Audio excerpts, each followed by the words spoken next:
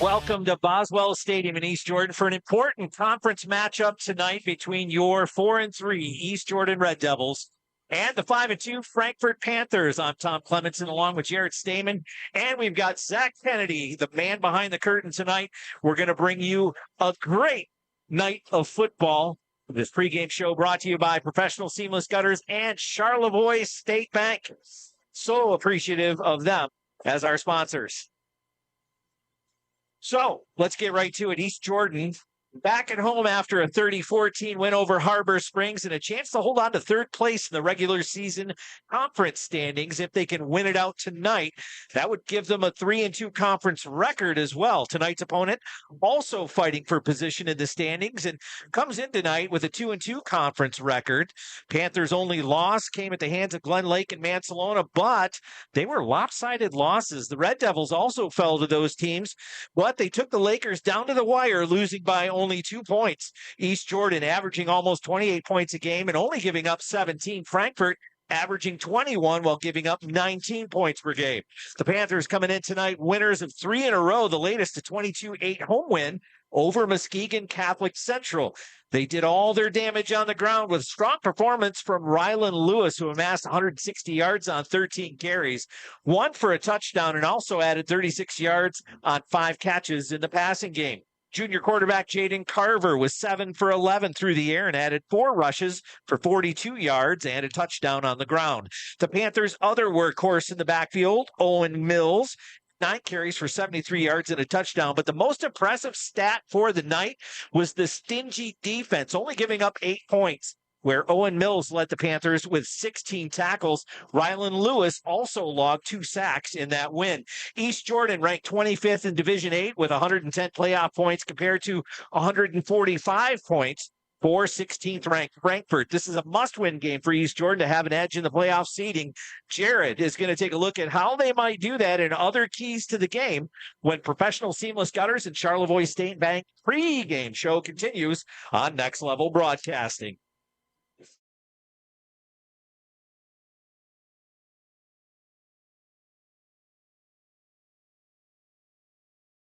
Today's game is brought to you by Professional Seamless Gutters, Burnett Foods, The Depot, Jordan Valley Teen Center, Charlevoix State Bank, Inner Structure, Edge Attractants, TVC, Jerry Capital Airport, EJ, East Jordan Plastics Incorporated, and Active Recovery, Physical Therapy and Sports Rehab. We hope you are enjoying tonight's game. Hi, it's Kevin Klein from TVC Airport. We're proud to help keep you connected to high school sports in Northern Michigan, so you can stay in the game all season long with TVC, your Northern Michigan connection.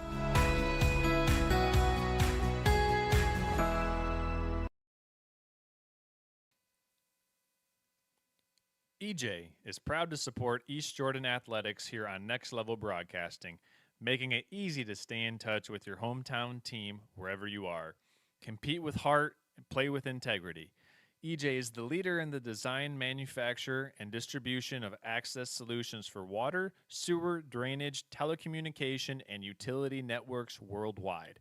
Driven by unparalleled customer service, exceptional solutions, global expertise, and local understanding. That's EJ, a proud sponsor of tonight's game. When it comes to designing your perfect home, everyone deserves a safe, functional, and beautiful home, and the Inner Structure is your source for residential interior design. You can see for yourself at their 319 South Lake Street location here in East Jordan to see why their space planning, kitchen, bath, furnishings, and floor coverings need to go in your next home renovation. Once again, that's Inner Structure, your go-to interior home design located right here in East Jordan. Hi, I'm Orion, but you might know me for my business, Professional Seamless Gutters, where we specialize in, you guessed it, everything gutters. New installations, replacements, cleaning, leaf guards, rain chains, and much more. But unlike other service providers, when you call Professional Seamless Gutters, you get me, Orion, not some bum intern or call center recording. So when you're contemplating any services regarding your gutters on your home or pole barn, think Professional Seamless Gutters.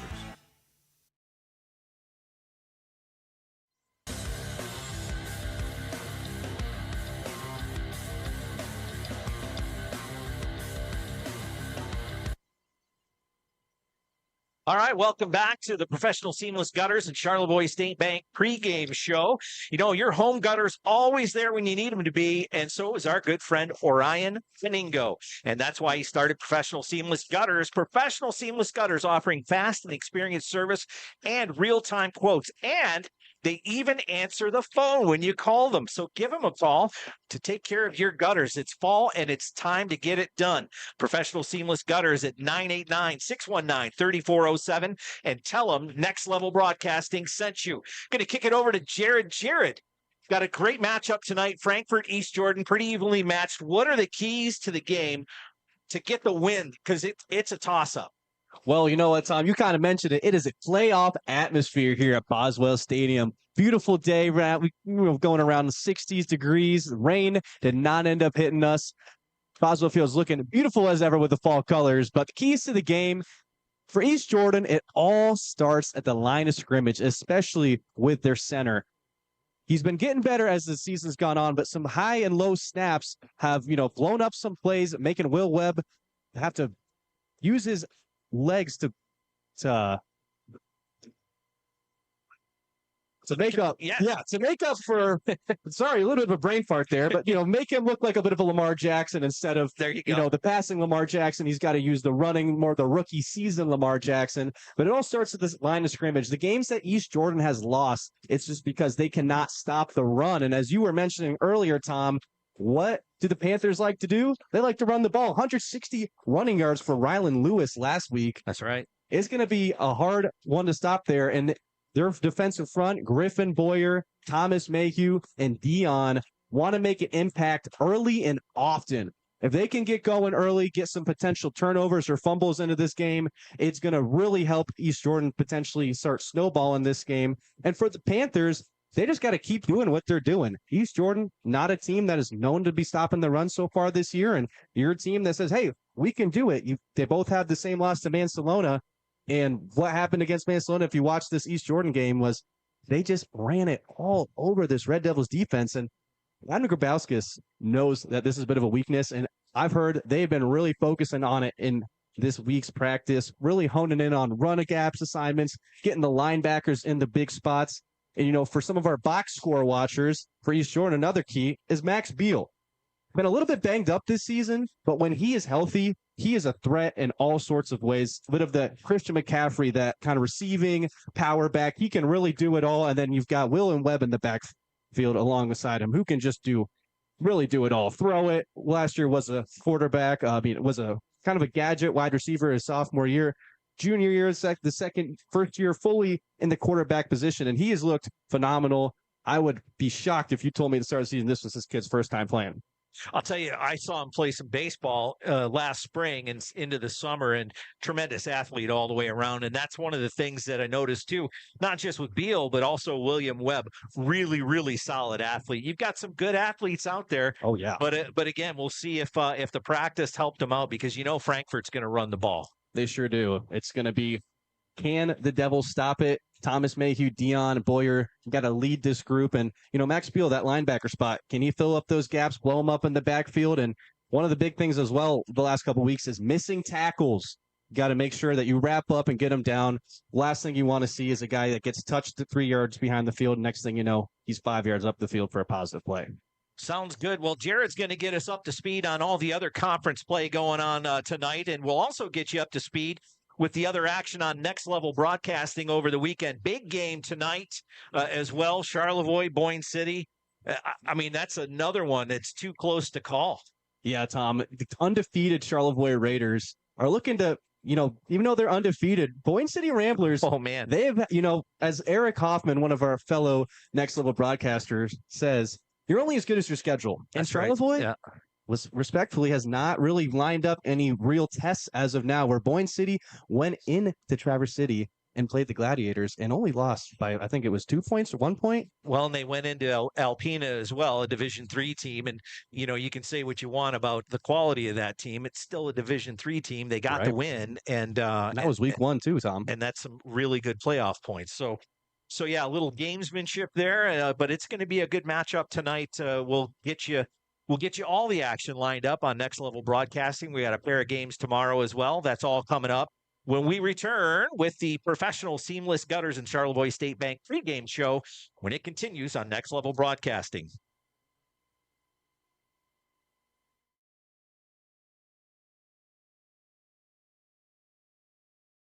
The Depot Jordan Valley Teen Center of East Jordan provides a safe place to be and a path to become for 6th through 12th grade teens with after-school programming 3 days a week with a hot, nutritious meal.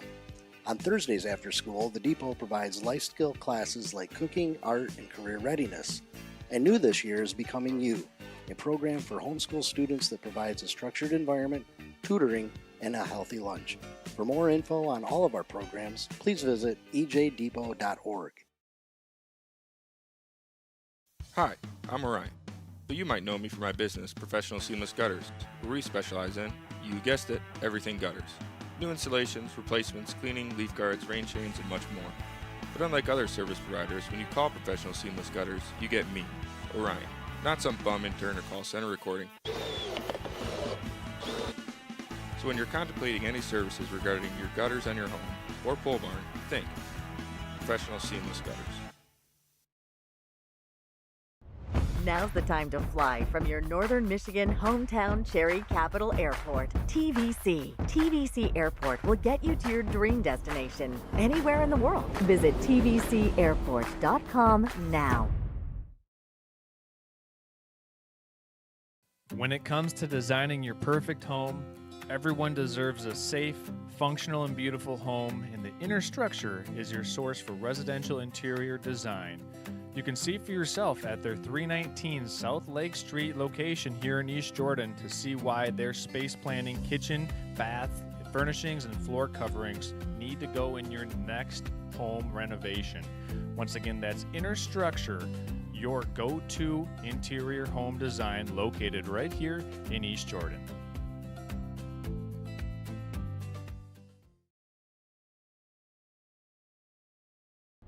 Now's the time to fly from your Northern Michigan hometown Cherry Capital Airport, TVC. TVC Airport will get you to your dream destination anywhere in the world. Visit tvcairport.com now. Hi, I'm Orion, but you might know me for my business, Professional Seamless Gutters, where we specialize in, you guessed it, everything gutters. New installations, replacements, cleaning, leaf guards, rain chains, and much more. But unlike other service providers, when you call Professional Seamless Gutters, you get me, Orion, not some bum intern or call center recording. So when you're contemplating any services regarding your gutters on your home or pole barn, think Professional Seamless Gutters.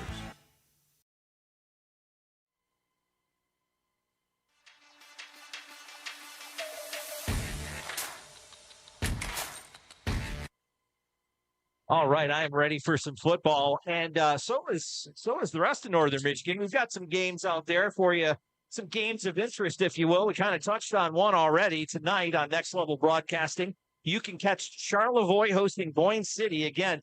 Huge playoff implications in that matchup. And then tomorrow, it's Gaylord St. Mary hosting Holton. That's going to be a 1:45 kickoff. Snowbirds looking to rebound ahead of their season finale against co-conference leader in the Ski Valley.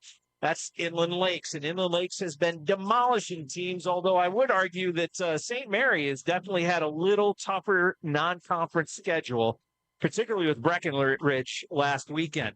And a huge game tomorrow as well in Traverse City. That's tomorrow afternoon. St. Francis hosting Jackson Lumen Christi, the state champs, coming north. That one's going to kick off at 3:45, and it should be an incredible game and a really good measuring stick game for Traverse City St. Francis. Yeah, I mean, Traverse City St. Francis, as we were talking on the Next Level show, we would do every Thursday at 6:30, a little plug right there. But we were talking about this matchup and just the Gladiators, as I mentioned earlier, you're only as good as your schedule. Well, what did the Gladiators do? They schedule a gauntlet. So this will be their last week of football.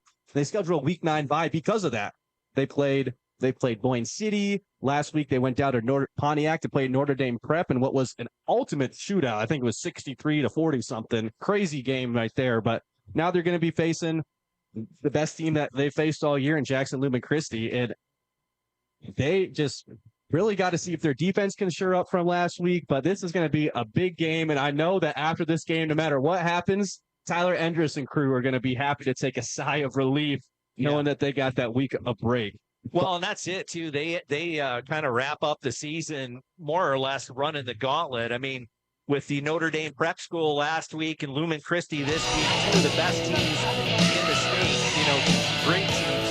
And well, I mean, we'll see. Hopefully, this is the iron that sharpens iron for Team St. Francis and gets it geared up for the playoffs, much like Breckenridge was for Gaylord St. Mary last week.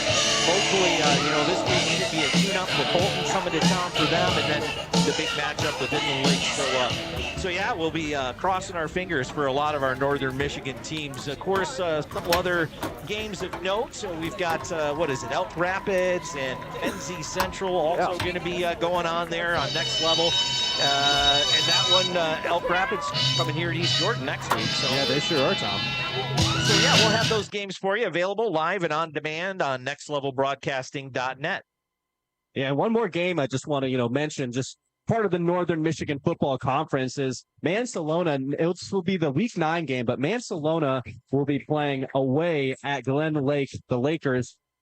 Both those teams, the only two losses for the Panthers and 2 of the 3 losses for the Red Devils. So good game if you're just curious on playoff implications, where these teams rank. That will be another big game. Not one of our games, but just another one we'll throw out there. Yeah, and Glen Lake played a pretty good game against Kingsley as well, and that's another team that is looking to do some damage in the playoffs again. I think they've kind of gotten some of their early season kinks ironed out, and we're sure that Coach over there in Kingsley has got them running on all cylinders here at this point in the season. So we've got your Red Devils out there and your Frankfort Panthers getting ready to head in from the locker room. And hopefully you've had a chance to enjoy some of the beautiful fall color shots that we were able to get on the drone prior to the game and to warm-ups.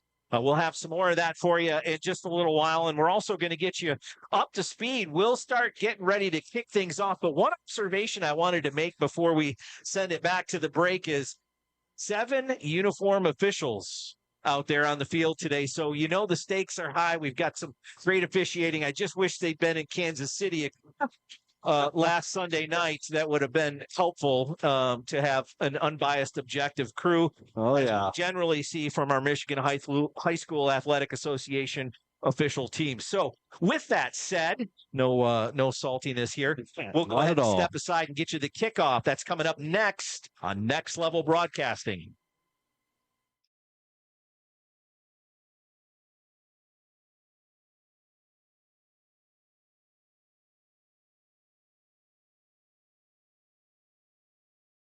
Today's game is brought to you by Professional Seamless Gutters, Burnett Foods, The Depot, Jordan Valley Teen Center, Charlevoix State Bank, Inner Structure, Edge Attractants, TVC, Cherry Capital Airport, EJ, East Jordan Plastics Incorporated, and Active Recovery, Physical Therapy and Sports Rehab.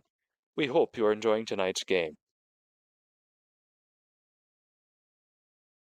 The Depot Jordan Valley Teen Center of East Jordan provides a safe place to be and a path to become for 6th through 12th grade teens with after-school programming 3 days a week with a hot, nutritious meal.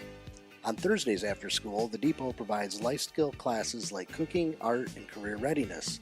And new this year is Becoming You, a program for homeschool students that provides a structured environment, tutoring, and a healthy lunch. For more info on all of our programs, please visit ejdepot.org. Charlevoix State Bank was founded in 1994 to provide exceptional local service to our northern Michigan community. With 6 locations in Charlevoix, East Jordan, Boyne City, Ellsworth, and Beaver Island, we're here to make banking easy, right here in your neck of the woods with people you know. Charlevoix State Bank believes in the positive lessons of high school athletics and is a proud sponsor of tonight's game.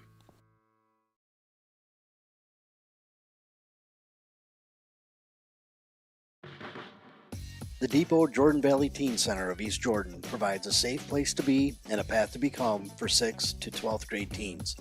With after-school programming 4 days a week and our new Becoming You homeschool support program 3 days a week, we are always looking for passionate people to join our Depot volunteer family. Simply visit ejdepot.org/volunteer to discover how you can make a difference in the lives of our teens.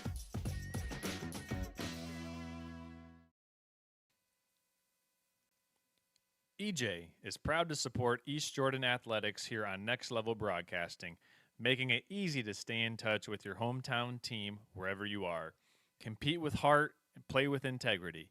EJ is the leader in the design, manufacture, and distribution of access solutions for water, sewer, drainage, telecommunication, and utility networks worldwide. Driven by unparalleled customer service, exceptional solutions, global expertise, and local understanding. That's EJ, a proud sponsor of tonight's game.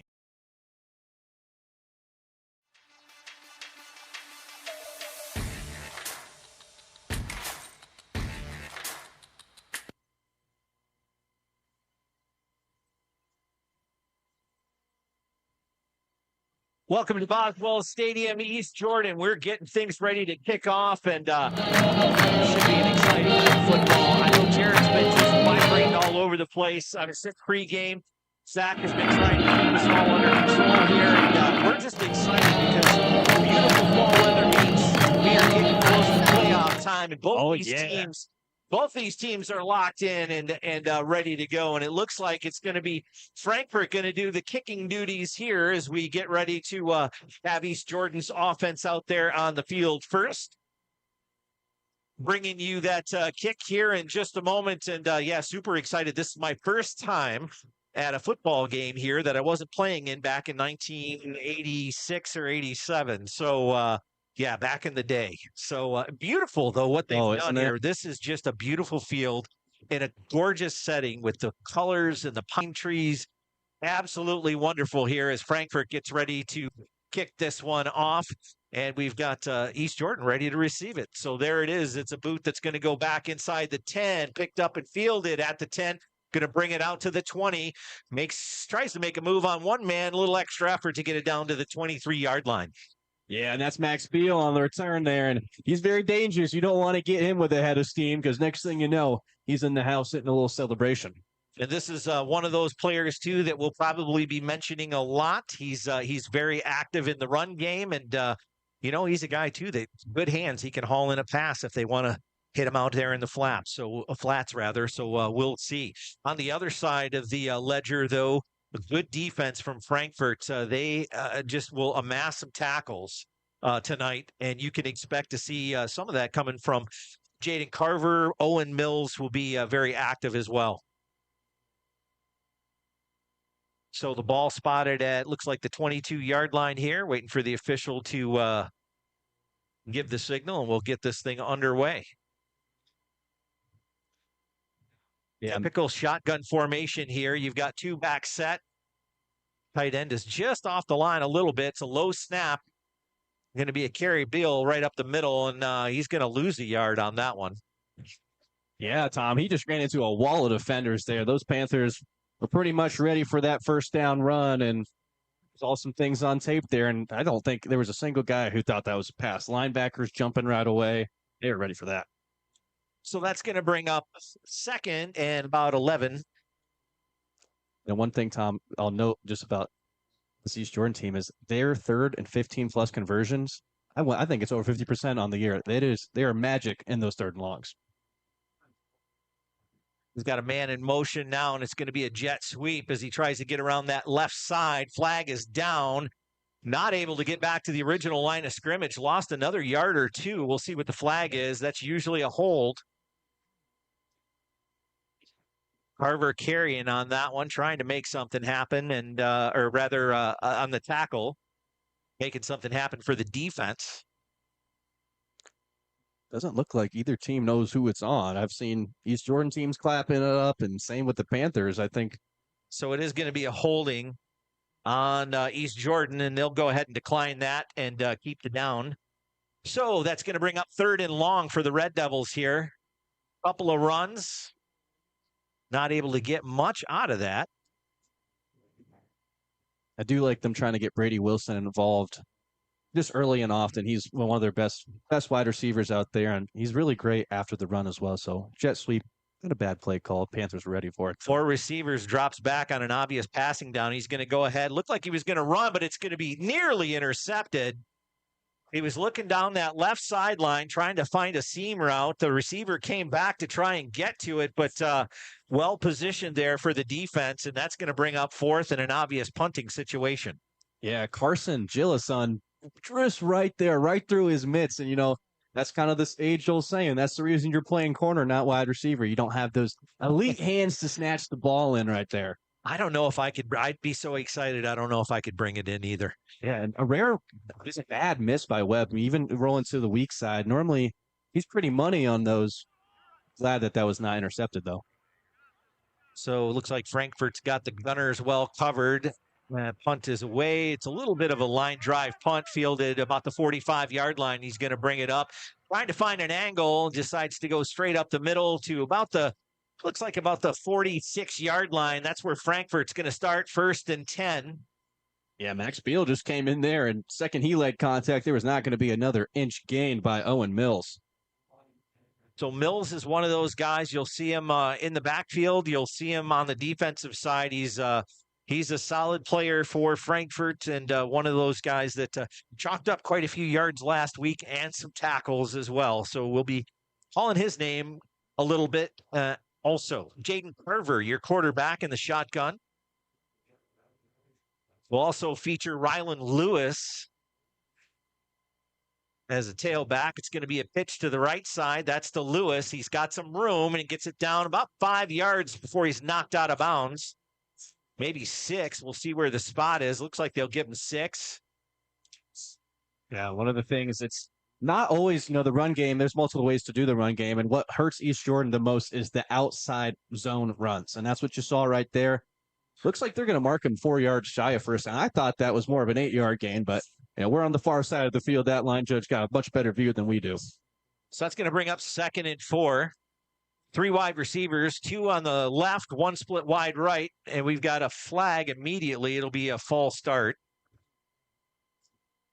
Penalty is one of the things that usually will bite East Jordan in the butt. I'm sure they're really happy to see that flag go against the offense there. So that'll set up a 2nd and 9. They were set up to obvious run play again. I don't know that we'll see them throw the ball a lot. I think last week they only attempted 11 passes. Yeah. I want to say 7 for 11 at the top of my head. Again, shotgun with 1 back in the backfield, 4 receivers, and we've got another procedure issue. False start again on Frankfort, and you could see, looked like 2 have moved on the left side of that line. Yeah, Tom, I wonder if we're seeing a little bit of nerves here by the Panthers. They are a 5-2 team. They have a winning record, but East Jordan is a lot more battle-tested than they are, and they're on the road. They know this is kind of a lot of playoff implications right in this game. East Jordan really can't afford to drop one more, and Panthers just seem to be maybe a bit nervous to start out the game. Well, we'll see. I'm sure the coach is going to have some words for that line if they if they don't get it tightened up here. 2nd and 14 now for Frankfort. And we've got no flags on this one. A quick pass to the outside, little screen pass, and a nice move to get clear and get all that yardage back, and maybe just short of a first down. They're going to say he was down right around the 34-yard line. So they're going to go ahead and move the chains with that. That was a nice pass and catch and a great run after the catch by Owen Mills. Yeah, Brady Wilson was kind of sitting as a backup corner, back corner, maybe even a bit of a safety position, and he slipped as the play started and just really never got his footing again. And Owen Mills just able to run him over easily for that first down. Well, it's one of those plays, too, where technically it's a pass, but really it just kind of highlights that outside zone run game, like you said before. And we've got another false start. They are all over. You don't even want to twitch. This is what you get with the extra officials. Yeah. So there you go. Another 5 yards to back them up, and that's going to bring up, first down going to be replayed. So 1st and 15 now, and the clock is restarted. Tom, I wonder where this type of officiating is when you see the tush push and you see a false start every time on the Eagles. I mean, come on. Yeah, there's some folks really kind of done with that play. Oh, I'd be in that group. All right, it's going to be a handoff. He's looking around the right side. The first play that they ran from scrimmage, was quite effective. And this time, though, Lewis doesn't have a whole lot of room. He's able to get back to about the line of scrimmage, maybe lost a yard on that. They're going to say he lost a yard. So that's going to bring up 2nd and 17. Yeah, and that was Garrison Henry there in the backfield, just blowing him up and not letting him get any more yards there. One of the, I think, only sophomores that plays any sort of meaningful minutes for East Jordan, and looks like his young leadership looking pretty good so far. So we've got another wide receiver set here, 3 split wide to the left, 1 over on the far right. Lewis in the backfield. It's going to be a passing play, just a quick pass over the top. And it's effective. He's able to get a few of those yards back, but not nearly enough. It's going to bring up a 3rd and long. Yeah, there's Owen Wilson again, or Owen Mills, just making plays. I mean, he seems like he's kind of their version of a Max Spiel, wide receiver, running back combo, can just kind of do it all in the backfield. Looks like a 3rd and 13 coming up. Another passing player. Do you think they'll try and run on this East Jordan Red Devil defense? You know, Tom, I think we're going to see, I think this is 4-down territory for them after a nice run, which they've proven that they can do. I'd say you stick with Owen Mills, give him the ball 2 times here, see what you can do. And there it is. It's going to be, no, they tried some misdirection.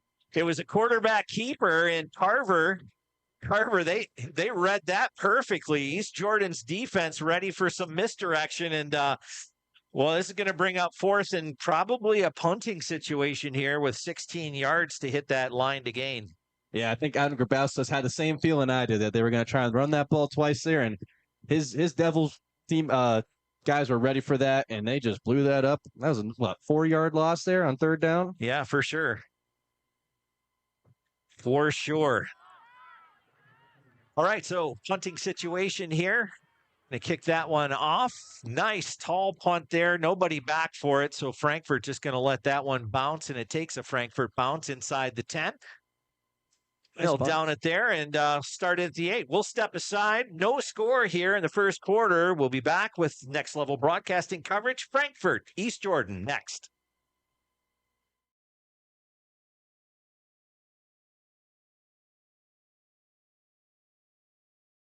Hi, it's Kevin Klein from TVC Airport. We're proud to help keep you connected to high school sports in Northern Michigan, so you can stay in the game all season long with TVC, your Northern Michigan connection.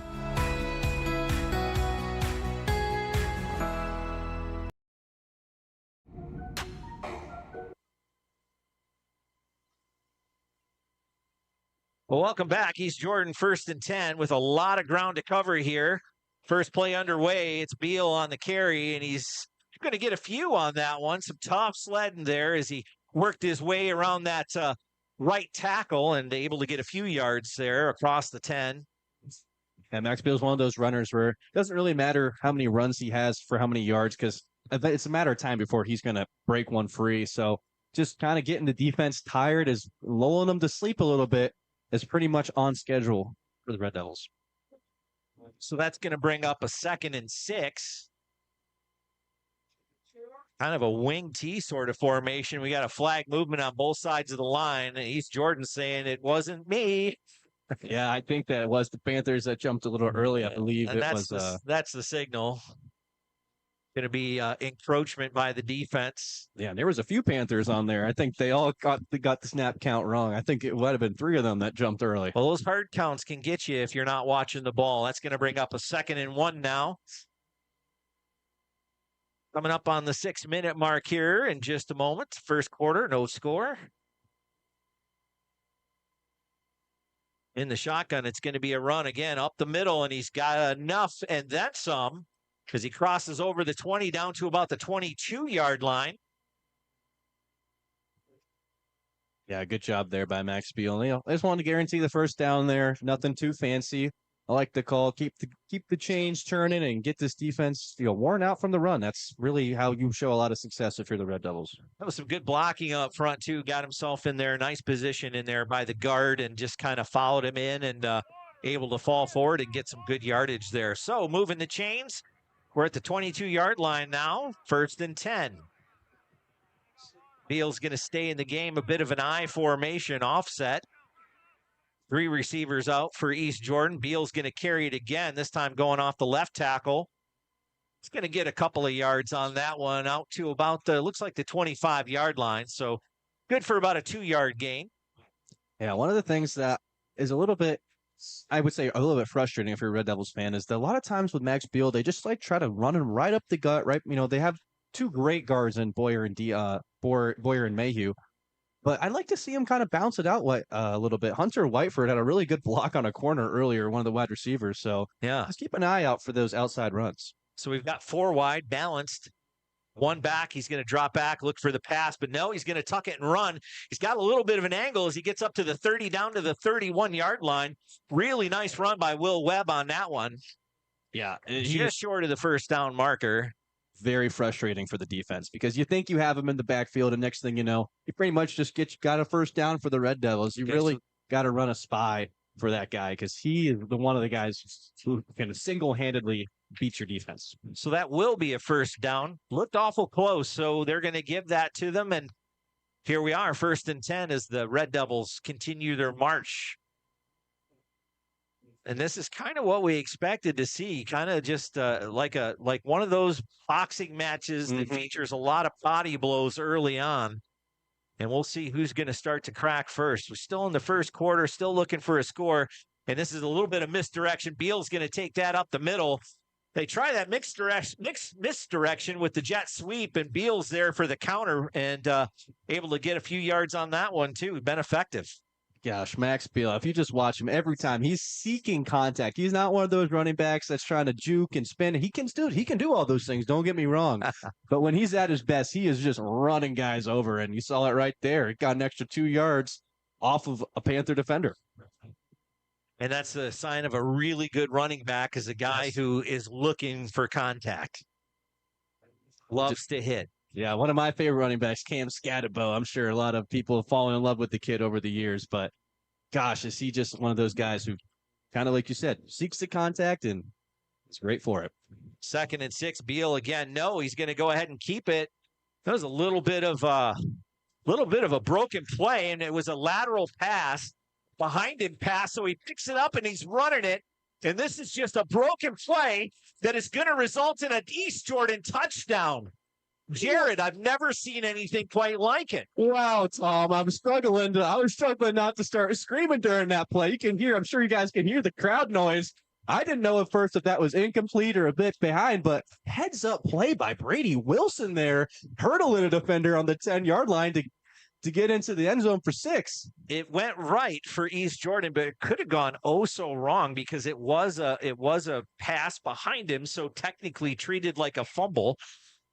Which is why he was able to pick it up and run it down for the score. So East Jordan first on the board on a broken play. Initially, it looked like it was going to be Webb running the ball, and then he kind of shoveled it out there, fell on the grass, and I was thinking the same thing you were thinking. It's either a fumble or an incomplete pass, and scoop and run it on down to the end zone. Yeah, I think Will Webb's probably going to say, that was a purposeful fumble, Tom. I tried to put it behind the line. I knew that Brady could get it. I never put anything, and it's going to be a defensive offside again.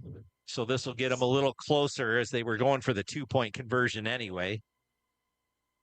But it'll just make it a little bit easier for them.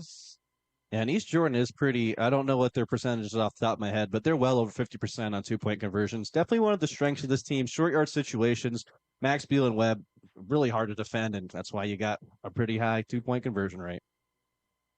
8-player football, which is something I cover quite a bit. It's one of those, it's a given because the fact you've lost 2 people on the line. As it looks like Webb trying to force his way in there, and Frankfort putting up a lot of resistance, and we're waiting. It looks like he's going to be short. The attempt is no good. So with that, your score, East Jordan 6, Frankfort still looking to get in the end zone. We'll see what happens when we come back. Next Level Broadcasting.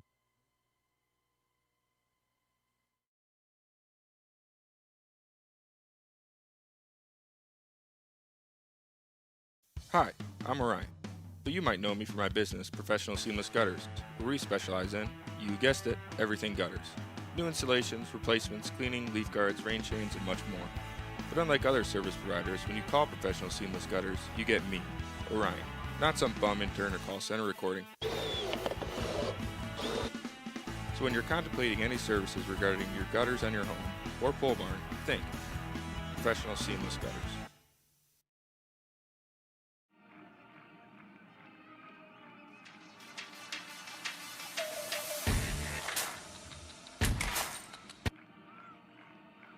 All right, welcome back to Boswell Stadium, where we've got a 6-0 game. East Jordan on the broken play scooped it up. That was a beautiful touchdown, if not unorthodox. You know, I don't think you're going to see any complaints from any of these Red Devils fans here. 6 points is 6 points there. You'll take a broken play all day, knowing that, you know, pretty much every game from now on is a must-win game. So we're going to kick things off here. Frankfort looking to try and get something going. If they can clean up those penalties, they really just kind of getting in their own head there with some of those false starts. Yeah, it actually reminded me what I've seen a little bit from East Jordan. A lot of positive plays that just get derailed by self-inflicted wounds. This is going to be a line drive kick. It's already inside the 10.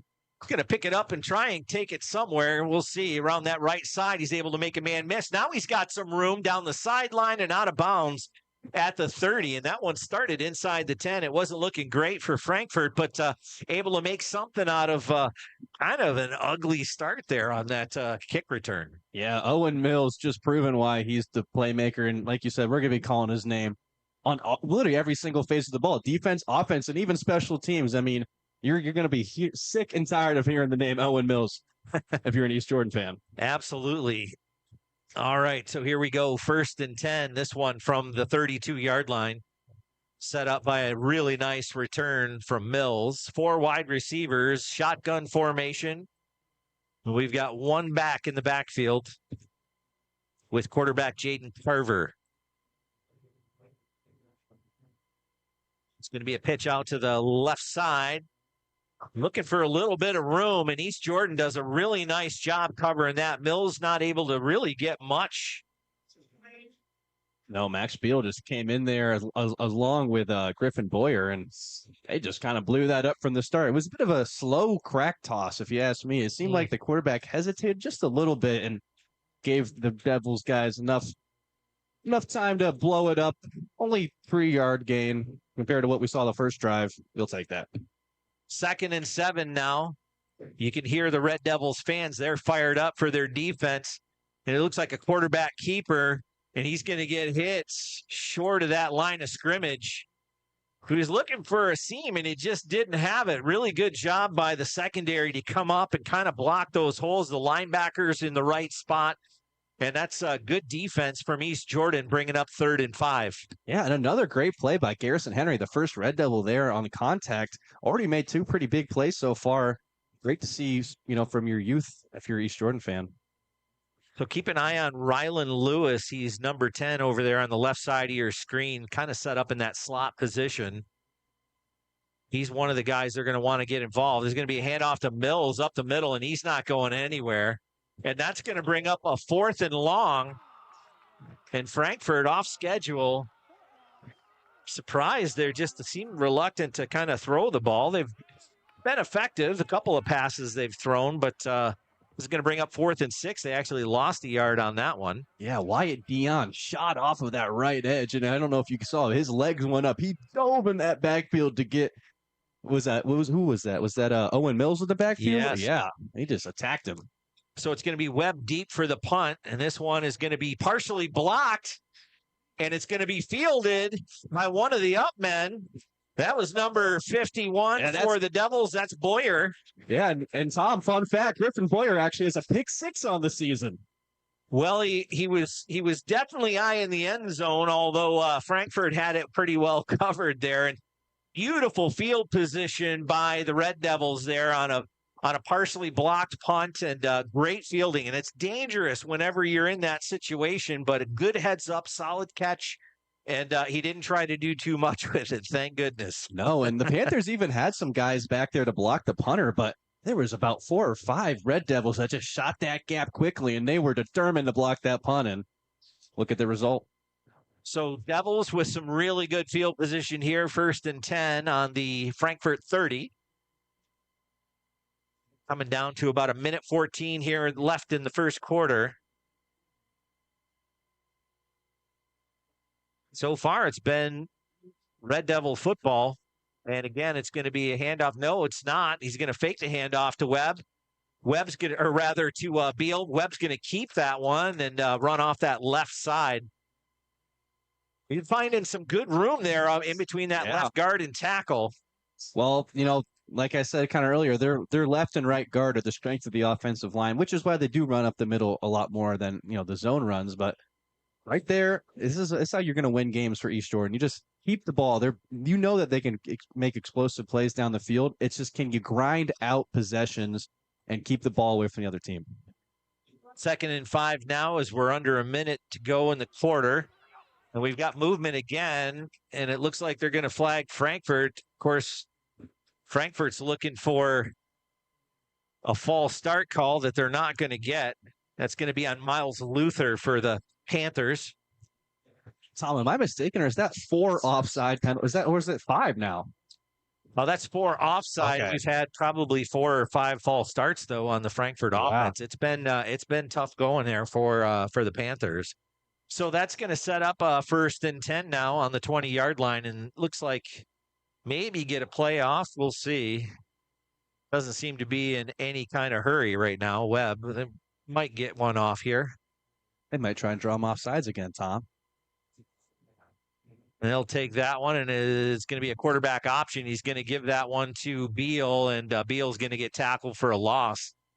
Probably lost about 3 on that one. It's just really well played by the Panthers, and that's the run defense we were expecting to see from them. And that's going to do it for the first quarter. Red Devils 6 and moving. Frankfurt still looking for the end zone. We'll be back with more football on Next Level Broadcasting.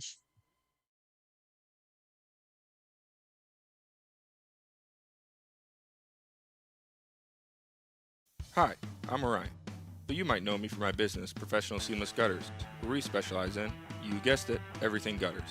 New installations, replacements, cleaning, leaf guards, rain chains, and much more. But unlike other service providers, when you call Professional Seamless Gutters, you get me, Orion, not some bum intern or call center recording. So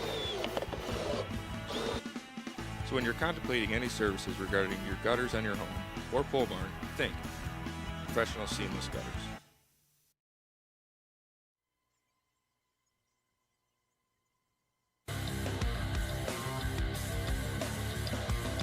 All right, welcome back to Boswell Stadium. We've got a dandy for you here. East Jordan with the lead and moving the ball. 2nd and 13 on the 23 for Frankfort there, as East Jordan looking to try and add some points. Last play, Max Beal tried to get something going there on the ground, but Frankfort stiffened up and got him for a 3-yard loss. So we're back at it. Here we go. Been a pretty interesting and exciting first quarter, and looking forward to bringing you some more. And of course, don't forget, we've got our chat available for all of our fans watching from across the state or outside of the state. And if you happen to be one of those people far away, please check in and add to the chat, as we've got, it looks like he's going to be scrambling. He's going to, holy smokes, got a little bit behind the play there, but that was William Webb scrambling. He was looking for a pass play, but good coverage downfield by the Panthers on that one. He's able to get some of that yardage back, probably about 4-yard gain on that play.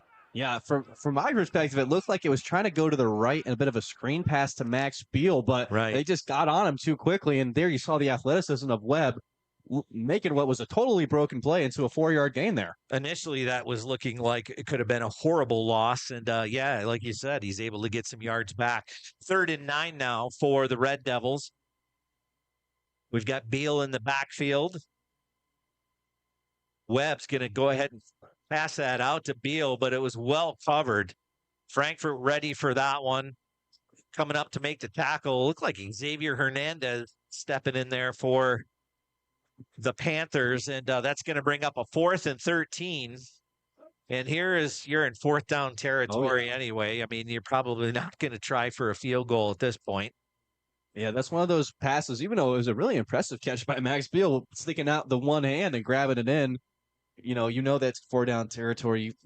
Next time this one, you just got to let go and, just live to fight another down. Yeah. So 4th and 13, and obviously they've got to go for this one. And they're going to set up their running backs, move them up into that flanker position, and here we go. Webb drops back. He's looking for some room, and he's going to get taken down as Frankfort. But hold on, folks. We may have a face mask in that mess, and it won't be enough for the first down. But we'll see. It looked like a face mask. Hard to see from here, but it would have come from. That would have been a call that back judge would have made. So we'll see as they discuss this one. Yeah, and as the Zebras discussed, if they do end up calling this a personal foul on the Panthers, just so many mistakes are just biting them in the butt right now. I mean, they could totally be up right now, but I mean, I think at this point they got to be approaching, if not over 10 penalties in what? We're not even 2 minutes into the second quarter. Yeah. So it is going to be a personal foul face mask against Frankfort. Wow. And with that 15 yards, it won't be enough for the first down. They're going to be just shy.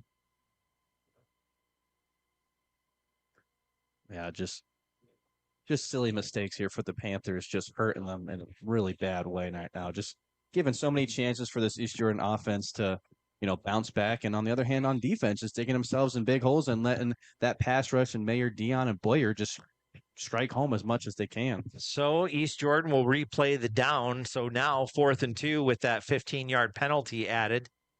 And that opens up the playbook for a lot of possibilities. And there's movement on the line. And they're going to say that was Frankfort again. Encroachment defense. And that hard count is just killing them right now. Tom, I know that we're going to have a halftime analysis, but I can already tell you what the head coach for the Panthers, Coach Ed Schindler, is going to be saying to them. I think, it doesn't even need to be said. Just discipline and penalties. It's pretty much them against the refs right now in a bit of a way. Well, you can see the movement just as clear as I can from up here. So the officials are doing their job. Right. And it's on the team. They've got Absolutely. they got to focus on that ball and not on the count. And so 1st and 10 now, East Jordan, and that's going to be Beal heading on up the middle. He's got a couple there, and 1st and goal, rather, I should say. So he's getting in there inside the 5. I mean, the Panthers' defensive line, other than, jumping off sides, they're playing great. They're filling up the gaps really quick and not letting Beal really get going. I mean, he's got to be averaging no more than 3 yards a carry. Well, the sad part is they had Webb, there were 3 guys that had a hold of him. And, it's just one of those things you didn't need the face mask. Mm-hmm. He's a slippery fellow, though. Oh, yeah. So he's going to be a keeper here as he's looking for some room to run. Able to break one tackle and inside the end zone. He should have been down, but he broke through, and now we've got a flag in the end zone. This is going to be after the score. This is probably going to be a sportsmanship-related issue here. We'll see what the call is. Oh. But it should be a good score. Yeah, William Webb, as you said, he's a slippery fella. And then what does he do? He just shakes about, 3 or 4 tackles and shimmies his way onto the end zone. It's almost like every week I'm seeing some magic from this young guy. Well, and they had him. Initial contact was behind that line of scrimmage, and he was able to break that tackle and then kind of shimmy shake through. So we've got an unsportsmanlike, and that's going to be against East Jordan, but the score counts. So likely they'll apply that penalty on the kick or not. We'll see. Maybe the extra point. Yeah, I mean, if you're East Jordan, you kind of hope it's on the kick because you kind of want to get these 2 points right here. So they're going to go ahead and march that 15 off, and that's going to make a 2-point conversion really tough. But, as I was saying earlier, there's something about these long yard situations that just bring out the magic in this young team. I mean, it's almost like you want 3rd and longs versus 3rd and shorts. I'm telling you, their conversion rate is. I seriously think it's better on 3rd and 15 plus.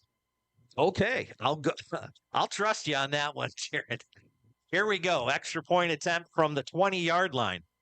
Hate to see it. There it is in the air. Nice pass. He's just not able to bring it in. That was Max Beal on the post route, just not able to haul it in. And so the conversion is no good. And your score now, East Jordan 12. Frankfort still looking to get on the board. We'll bring you back with some more football action. The kick coming up on Next Level Broadcasting.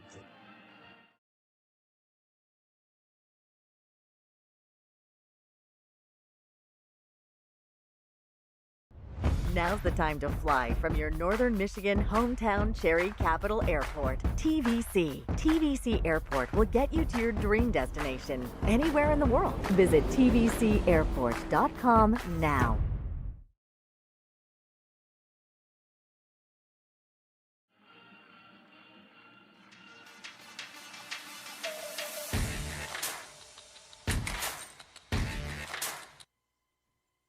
All right, welcome back. Boswell Stadium here. We've got a great football game for you. 12-0 East Jordan up on Frankfort. Panthers having some difficulty with the penalties. We'll see if they can get that cleaned up. Probably going to be one of those halftime adjustments. But we've got some other scores going on tonight. What do you got for us, Jared? Yeah, so that Charlevoix-Boyne City game, the one that we've all been talking about at the Next Level Studio, about midway through the second quarter, Charlevoix is leading the Ramblers 3-0. Ooh, okay. Low scoring affair. All right. And, Elk Rapids, the opponent that East Jordan will be playing next week, is leading Benzie Central 20-6 about the end of the first quarter. So the Stags seem to have it well in hand here as they get things going. Onside kick, and it's not going to make the required 10 yards. Panther picks it up, and the coaches are not happy about that. That's one you just got to let it lay right there. It doesn't get its 10 yards. Just leave it alone. But no harm, no foul here as Frankfort will take it over with really good field position. 9:32 to go in the half. Down 12. They'll pick it up 1st and 10 at the 41-yard line. Yeah, like you said, Tom, a little bit unfortunate, but all things considered, you're starting in East Jordan territory at the 41. So can't be too upset if you're Ed Schindler. So Carver hoping to get his offense going here.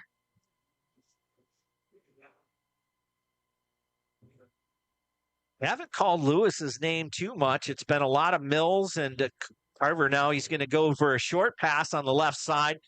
Good positive yardage on that. Completed to Eli Letert. Yeah, there was a bit of a bootleg and, the weak side of the quarterback there. And Jaden Carver just making a good throw there. Nothing too fancy, just dinking and dumping it. But, at the end of the day, it's a 7-yard gain, and that's success to keep your drive going. 2nd and 3rd now. Trying to get a little bit of momentum going here. The Panthers definitely would like to go into the half with something on the board. Man in motion. It's going to be a jet sweep. He's going to take this one around the right side. Cuts it back inside the 25 down to about the 22-yard line.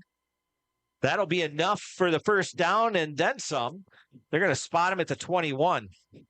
Really nice, effective play there, and it was a smart play to cut it inside. You can see East Jordan was trying to string that out to the sideline, but he found a little bit of a seam and able to get a couple extra yards there. Yeah, Garrison Henry's been playing great all game, but right there, Xavier Hernandez matched his ankles a little bit on that in cut. Got Lewis in the backfield with him now. 3 wide receivers, 2 out to the left. 1st and 10, another motion. This time looks like a little broken play inside as East Jordan they penetrated in there and they weren't able to get anything going there. Panthers just disrupted by that East Jordan push at the line of scrimmage. Yeah, Thomas Mayhew, big number 55, getting in there to make that TFL first Red Devil there. But the thing is, you're seeing a rally. One guy gets there and within not even a second, there's 2 or 3 other black jerseys there just wrapping up the tackle. So that's going to bring up 2nd and 12 now. Shotgun going to pitch that one out. Finds a little bit of room on the left side. Breaks a tackle down to just about the first down marker. We'll see if he got enough. Maybe a yard short there. Nice carry by Rylan Lewis. Bit of a change of pace from Mills. Yeah, we haven't seen Mills as much in the backfield as we actually are seeing a Panther I think it actually, it's Rylan Lewis, the ball carrier, seems a little bit shaken up there. See him limping around the field a little bit. Staying out there, though, maybe just a little caught up in the moment. I mean, as the weather gets colder, those hits just hurt that much more. It's going to bring up 3rd and 2 now. A pitch out to Lewis again, and the Devils were all over it. This is going to be a big TFL. They were looking to go that right side, but they had that one well covered. Good read by the defense, and that's going to bring up a 4th and, well, a lot more than what they were looking at earlier. So 4th and 6. Yeah, for our Red Devil fans out there, you got to be really proud of the way your defense is answering. You know, they'll get these nice chunk yards, and then how do the Red Devils respond? They get in the backfield, stop them for, no gain. 3rd and short, you think, they're going to get this, maybe, punch it in for 6, and the defense responds, making it a 4th and 6, and potentially putting it in a quarterback's hands that's not really too, throws the ball all that often. Who knows how comfortable he really is back there. So it's going to be pretty much a passing situation here, 4th and 6, although Frankfort has the ability to break open a run. It looks like we're going to get a timeout on the field here. No, they're going to call delay a game. Holy smokes. Wow. So all you got to do is look at that back, Judge, and when he puts the hand up, you've got 5 seconds, and he's going to tick those off for you. They still have all 3 timeouts, Tom, so it's not even like, they're running out of timeouts or they're trying to save 1 or 2 for the end of the half. They still had their full 3 there. Just another mental error by the Panther squad. Yeah, you've got you don't have play clocks on the ground, which, is a little bit of a difficulty, but you can watch that back official. You see him back there by the goalpost. When they get to about 5 seconds, his hand goes up and he's going to start counting down. He's going to be a rollout here. He's looking for something and he's not going to get it. No, he's going to be sacked instead. The Red Devils all over that as Lewis was looking for somebody, trying to find somebody out there to Carver rather, but that's going to be East Jordan taking over on downs. Beautiful sack there by the Red Devils. Yeah, that's big old number 51, Griffin Boyer, making the play there. He had I don't even know, would you call it a return or a pick on that punt play? But either way, he was the one that caught it and tried to run back for the end zone. But another heads-up play there, just keeping his eyes locked on Jaden Carver and not letting him get any kind of shenanigans for that first down. So plenty of time for the Red Devils if they want to try and put the pedal down here and to close out the half strong. 5:37 to go here. They've been doing really well, just effective running. It's going to be a little bit of a low snap. Webb, though, going to work that left side. He gets a couple, maybe. We'll see. Now looks like he's going to be short. Maybe back to that line of scrimmage. Looked like initially on that angle he was going to get it, but no go. Actually, you're going to say he lost 2, so that's going to bring up 2nd and 12. Yeah, Miles Luther, number 70 for the Panthers, has been one of their best players. If you look on most of the plays in the backfield, you'll see that 7-0 back there making plays. So Leslie Harriman has got us up to date. She said the Charlevoix game, they've got about 4.5 minutes left in the half. We'll get you a halftime score here when we take the half. It's going to be a little trickery here as it's a halfback pass. And they find Webb down the field, the quarterback, with a beautiful reception there. I think actually that was Trace Weinkoop on the catch. Yeah, you're right. And I believe that pass, it was Brady Wilson, a kind of a bit of a trickery flea flicker. First time I've seen that young man pass the ball, and what a time. That was on the money, Tom. I'm just wondering, that's something you see the Lions try to do quite a bit, right? It sure is. Montgomery's got a pretty good arm. Yeah, I believe he was a quarterback in high school, so, smart by Dan Campbell. Just another smart play by Dan Campbell. Can never say enough good things about that guy. And why not emulate it out here at Boswell Stadium? So that definitely moves the chains. And with 4.5 to go here on the right side of midfield, a little bit of a low snap, and that's going to be Beal trying to take it up the middle. He's going to lose a yard on that one. They'll give him forward progress, but still about a half a yard or a yard loss on the play. Yeah, they just have not had the ability to get these short yard gains. I mean, they're only averaging, I got to say, at this point in the game, maybe even under, maybe not under 2 yards, but about 2 yards as of right now. And they've had some strange plays definitely worked their way for them tonight. A little bit of fall magic here in the air in East Jordan. Yeah, it's been really all three sides of the ball making impacts, positive impacts for this Red Devil squad. So under 4 minutes here, they're taking their time. And again, they're going to go with a pass. That's Webb, and he's going to be picked off just inside the 30. He's got a little bit of room, makes a man miss, and then bang, big hit. Beal comes in to take him down. And there's a flag down on the play. Not sure what that is, but I mean, that was a legitimate interception right there. Should be no question about that part of the play. Yeah, I believe, Tom, it was after the play, potentially a block in the back, if I had to guess. But, East Jordan did get away with a little bit of a hold on that play.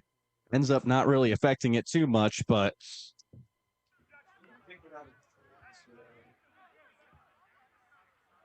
Zebras are discussing what they saw on the play. I do believe the pick will stand. It's just after the play or during the pick when it was running back, whether they're going to give them some more yards or back them up a little bit.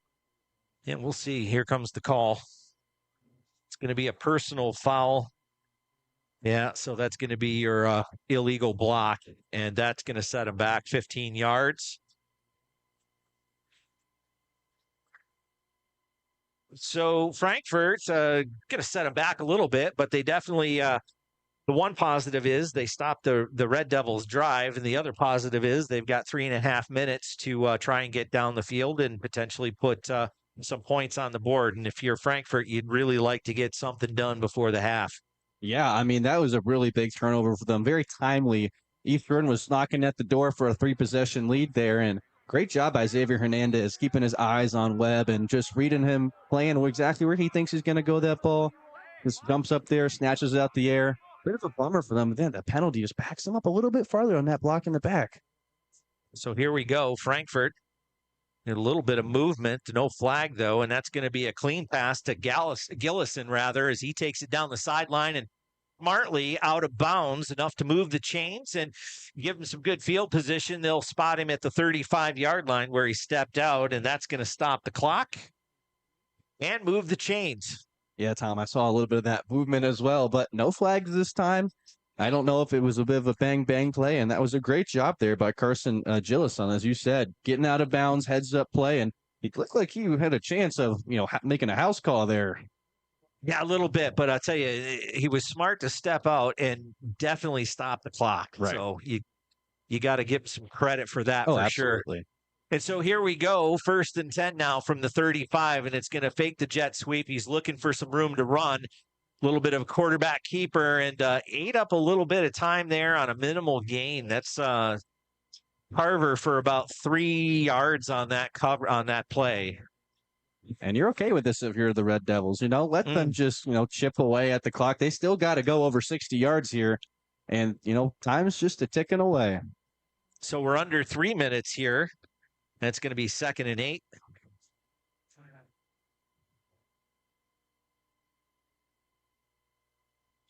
They've got a 3 wide receiver set, one in the slot here on the right side.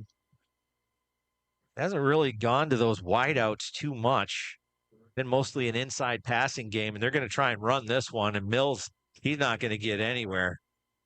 Yeah,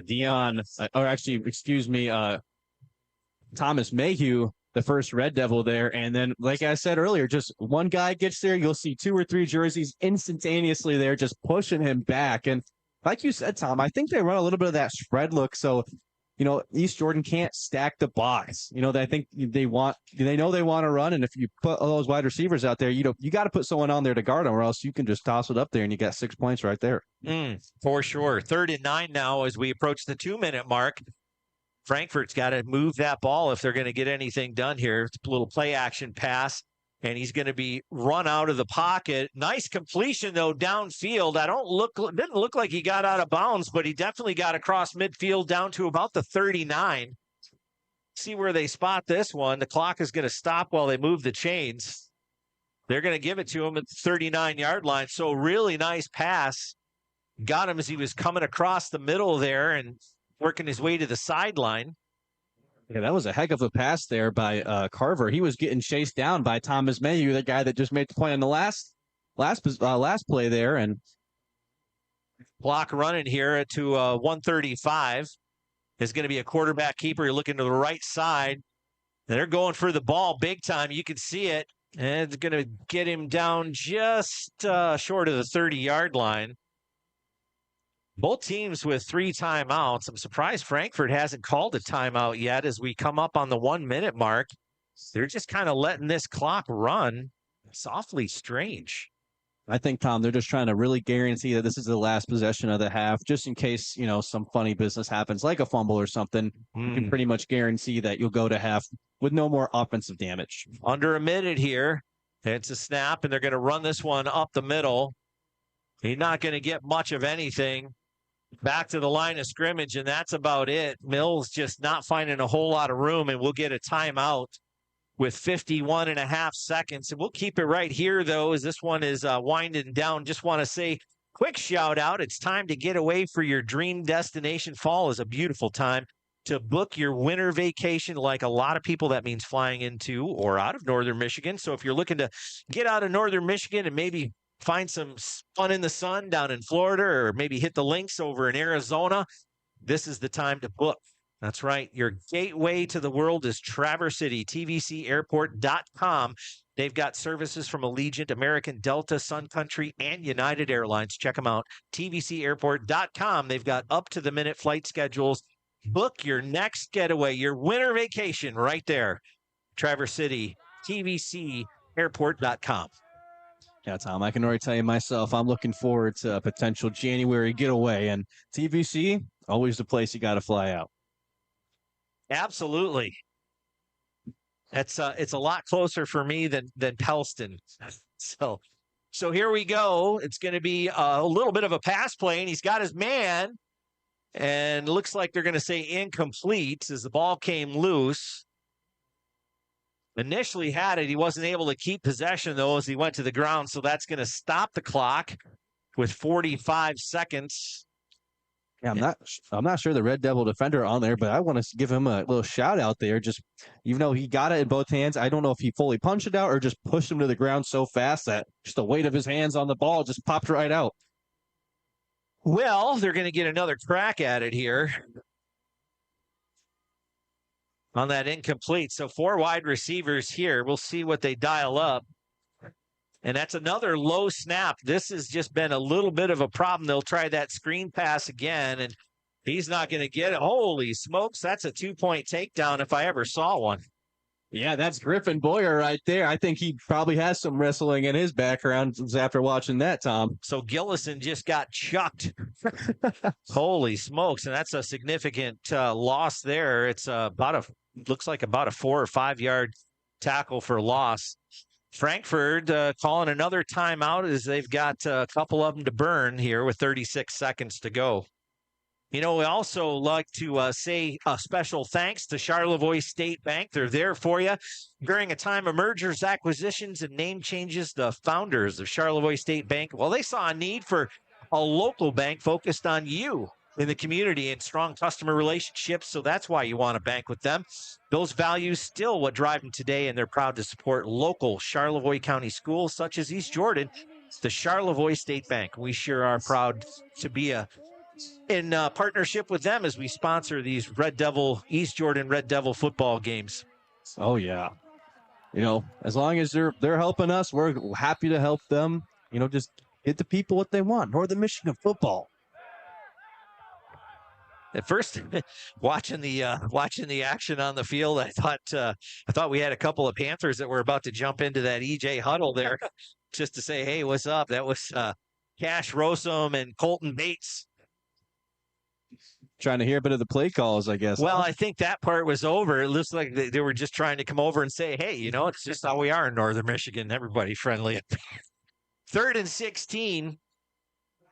It looked like Frankfort was really rolling there for a bit, and not really sure what. Yeah, I wonder if we're going to see 2 passes here with just the 1 timeout, or. Yeah, we'll see. The snap's been a bit of a problem, and now we've got almost a sack, and this time he's taken down. So initially they had him. It was Wyatt Dion first. wasn't able to get him, and now we've got a flag. It's probably going to be a sportsmanship-related call, and then Mayhew came in and finished him off. Yeah, I do actually think that they're saying that it was incomplete. As he was spinning to the ground, he kind of chucks it away into the sideline. I'm not sure if there's intentional grounding in high school football, Tom. I can't lie to you. But that could potentially be what the flag is if that is a call that they do make. That's odd. Yeah, they're going to pick the flag up, and that is going to be 4th down with 29.4 seconds to go. So the conference results in picking up the flag, and Frankfort losing some more yardage on that one.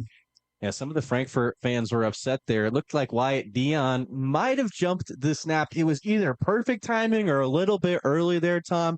You know, we don't have all the replay tech. These refs don't have all the replay technology, watch all that stuff. But if there was replay review, I think we would have seen a red challenge flag hit the ground.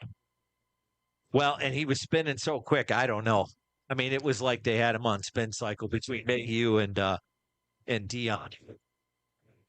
And this is exactly the type of game you want to see from them. I mean, that's the strength of your defense, is your defensive line. Wyatt Dion, Thomas Boyer, and Thomas Boyer and Griffin Dion, or Griffin Boyer and Thomas Mayhew. Excuse me. Those guys, those dudes. Yeah, those guys. They are dudes, Dion, man. Mayhew, and Boyer are just studs out there. In the last couple games, other than Dion, they've been a bit quiet. And I think, there might have been some challenge from Adam Grabowskis telling them, holding them to a higher standard that they know that they can play at. And I think you're seeing it so far today. I've been really impressed by them showing out. And I mean, this is essentially a bit of a playoff game for East Jordan because they really can't drop another game. So they're going to reposition the ball. I'm not sure if that was the result of a 5-yard penalty or what, but it's okay. So they're going to say it wasn't a sack. They're going to call it an incomplete pass. So 4th and looks like 4th and about 15 or 16 here. 29 seconds to go.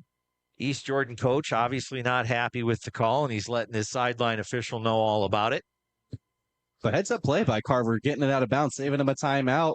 If they get a first down here, you can still stop the clock again. So he's going to drop back and pass over the top. He's got him wide open in a catch. And let's see. And they're going to call it a touchdown. So Frankfort, on a beautiful, just a go route, he's able to get him. And a great job to hold on to that football. Yeah, that was a heck of a throw. And honestly, even a better catch there. High point in that moon ball right in his midst. And I think they kind of caught East Jordan sleeping a little bit. I think after that, kind of weird sack, there was some like, oh, well, that should have been a sack. That wasn't a sack. And they just kind of were caught lacking. And Frankfurt taking advantage. And this is a huge score for them, making this a one-possession game. Because I do believe East Jordan gets the ball at half, if I'm not mistaken. That is correct. So Carver does a good job. He gets some good protection, too, just long enough to be able to get that ball aired out. And really, there was only one person going to catch that ball. He perfectly thrown, dropped it right in the basket. And so they're going to go for the 2-point conversion here. He's able to shake one defender. He's trying to shake another one, but that's not going to happen. So they'll have to be satisfied with 6, and that is going to be your score here as we'll keep it right here. Halftime coming up in just a moment. 20 seconds left on the clock. 12-6. East Jordan hangs on to the lead here. I want to just say a quick shout out, too, to the Depot, the Jordan Valley Teen Center. The Depot Jordan Valley Teen Center in East Jordan serving over 5,000 healthy meals this year to local teens. Probably didn't know that. Well, if you want to know more about their mission to support our Jordan Valley teens and all the stuff they're doing down there at the Teen Center, just visit them online, theejdepot.com. Tom, we have a lot of great sponsors at the Next Level Broadcasting Company, but I got to say, what the Depot does for their community is just unmatched there. 5,000 healthy meals a year is just amazing. I love that they're a sponsor, and if you guys have any extra time, go and support the Depot. We love them there, and thank you for supporting us at the Next Level Broadcast. Some fantastic sponsors as well. EJ is another one of those supporters of Red Devil football and Next Level Broadcasting. And they make it easy to stay in touch with your hometown team, and they bring us in here. We couldn't do it without them. community, wherever you are. That's EJ, proud supporter of your Red Devil football on Next Level Broadcasting. So we're going to get this kicked off. 20 seconds to go. You think they try any shenanigans, or are you just going to boot this one, just squib it to one of those up guys and hope for a victory formation and just clean slate going into the half? What are you thinking, Jared? I think that's exactly what I would do there. Just nothing too fancy. You got to be pretty happy with that score right before half, and knowing that East Jordan gets the ball, you don't want any kind of crazy things to happen right before halftime. So big Aiden Evans going to put the boot to this one, and he is. He's going to kick a line drive. Webb trying to make something happen with that, rather Beal make something happen with that, and mishandles it a bit and able to get it back up to about the 10. That thing was angling for the pylon after he made the initial swat at it. So 13 seconds to go here in the half.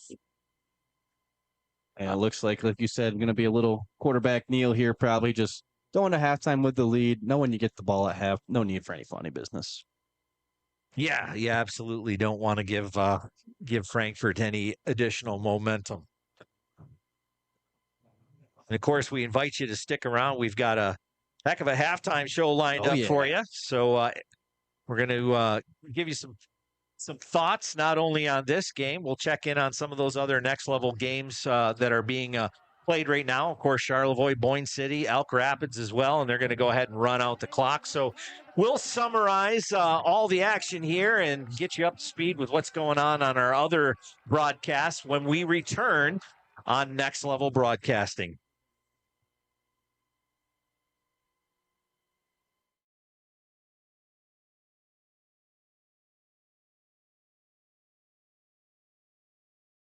Charlevoix State Bank was founded in 1994 to provide exceptional local service to our northern Michigan community. With 6 locations in Charlevoix, East Jordan, Boyne City, Ellsworth, and Beaver Island, we're here to make banking easy, right here in your neck of the woods with people you know.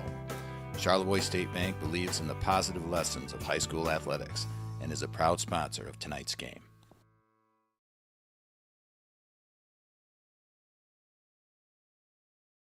Hi, I'm Orion, but you might know me for my business, Professional Seamless Gutters, where we specialize in, you guessed it, everything gutters.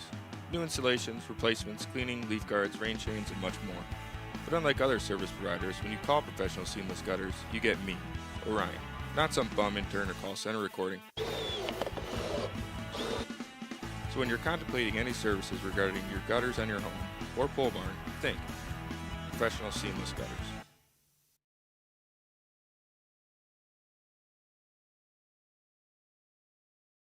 The Depot Jordan Valley Teen Center of East Jordan provides a safe place to be and a path to become for 6th through 12th grade teens with after-school programming 3 days a week with a hot, nutritious meal.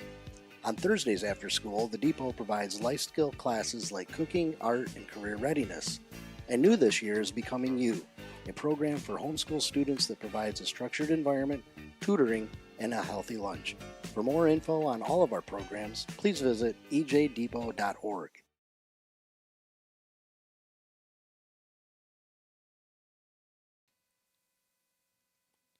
EJ is proud to support East Jordan Athletics here on Next Level Broadcasting, making it easy to stay in touch with your hometown team wherever you are. Compete with heart and play with integrity. EJ is the leader in the design, manufacture, and distribution of access solutions for water, sewer, drainage, telecommunication, and utility networks worldwide. Driven by unparalleled customer service, exceptional solutions, global expertise, and local understanding. That's EJ, a proud sponsor of tonight's game. Hi, I'm Orion, but you might know me for my business, Professional Seamless Gutters, where we specialize in, you guessed it, everything gutters. New installations, replacements, cleaning, leaf guards, rain chains, and much more. But unlike other service providers, when you call Professional Seamless Gutters, you get me, Orion, not some bum intern or call center recording. So when you're contemplating any services regarding your gutters on your home or pole barn, think Professional Seamless Gutters. When it comes to designing your perfect home, everyone deserves a safe, functional, and beautiful home, and the inner structure is your source for residential interior design. You can see for yourself at their 319 South Lake Street location here in East Jordan to see why their space planning, kitchen, bath, furnishings, and floor coverings need to go in your next home renovation. Once again, that's Inner Structure, your go-to interior home design located right here in East Jordan.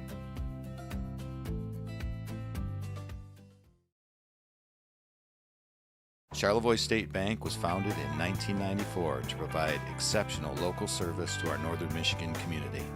With 6 locations in Charlevoix, East Jordan, Boyne City, Ellsworth, and Beaver Island, we're here to make banking easy right here in your neck of the woods with people you know. Charlevoix State Bank believes in the positive lessons of high school athletics and is a proud sponsor of tonight's game.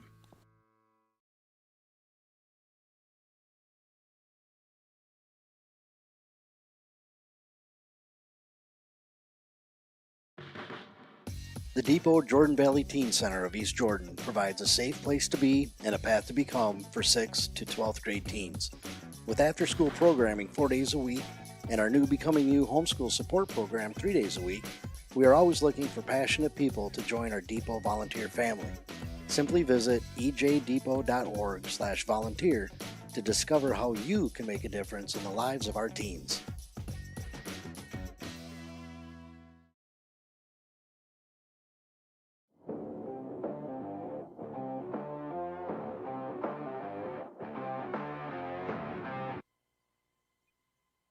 Welcome to the Depot Jordan Valley Teen Center and TVC Cherry Capital Airport halftime show. I'm Tom Clemenson. We've got Zach Kennedy behind this curtain making things happen. And of course, we've got Jared Stamen here. And Jared, let's just give him a quick summary. What happened in that first half? It was wild. Yeah, it really was a wild game. The first score of the game came on a broken play. It's a bit of a quarterback option route. William Webb turned to the left side of the field, kind of shovel passes it over to Brady Wilson, but what do you know? It's a lateral pass. Brady Wilson picks up the ball, sprints down the sideline, and about the 10-yard line, right before he's about to score, hurdles the defender and gets in for 6 points. That's the first score of the game. An electric start. They unsuccessful in the 2-point conversion after an offside penalty on the Panthers. Then what does East Jordan do? They get a turnover on the punt. They block the punt. Big number 51, Griffin Boyer, gets his mitts on it. Gets a little nice return. He was eyeing the end zone, but it didn't end up getting in there.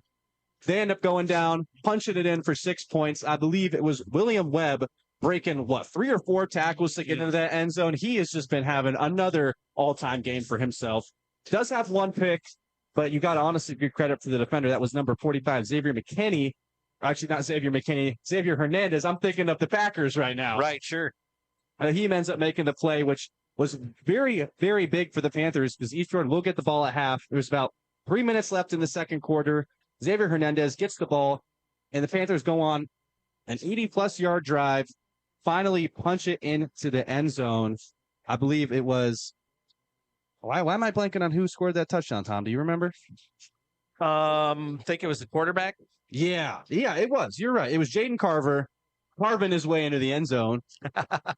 And they end up responding with about 20 seconds left in the second quarter. Their 2-point try unsuccessful. We're 0 for 3 on 2 points, but it's been an exciting game of football, Tom. Exactly what you're hoping for late October or mid to late October playoff season for high school football. Well, and we got to mention our sponsors bringing you this halftime show, the Depot Jordan Valley Teen Center and the Traverse City Cherry Capital Airport. If you're looking to do your winter vacation or a fall getaway, they've got you covered. Just check them out. It's tvcairport.com. They've got up-to-the-minute flight schedules. They'll book your next getaway, whether you want to take a fall trip or you want to go ahead and plan ahead. Book now for that winter vacation. Nice warm places like Florida, Arizona, Tejas, some beautiful golf and some fun and sun to be had out there. And they've got the airlines to get it done. Allegiant, American, Delta, Sun Country, and United Airlines. Visit tvcairport.com and they will get you booked. Also, shout out to our Depot Jordan Valley Teen Center doing some great work for the teens here in the Jordan Valley area. They've served over 5,000 healthy meals this year to local teams. You maybe didn't know that. Well, that's just one of the things they do. And if you want to know more about them, if you want to help them out, visit them online, ejdepot.com.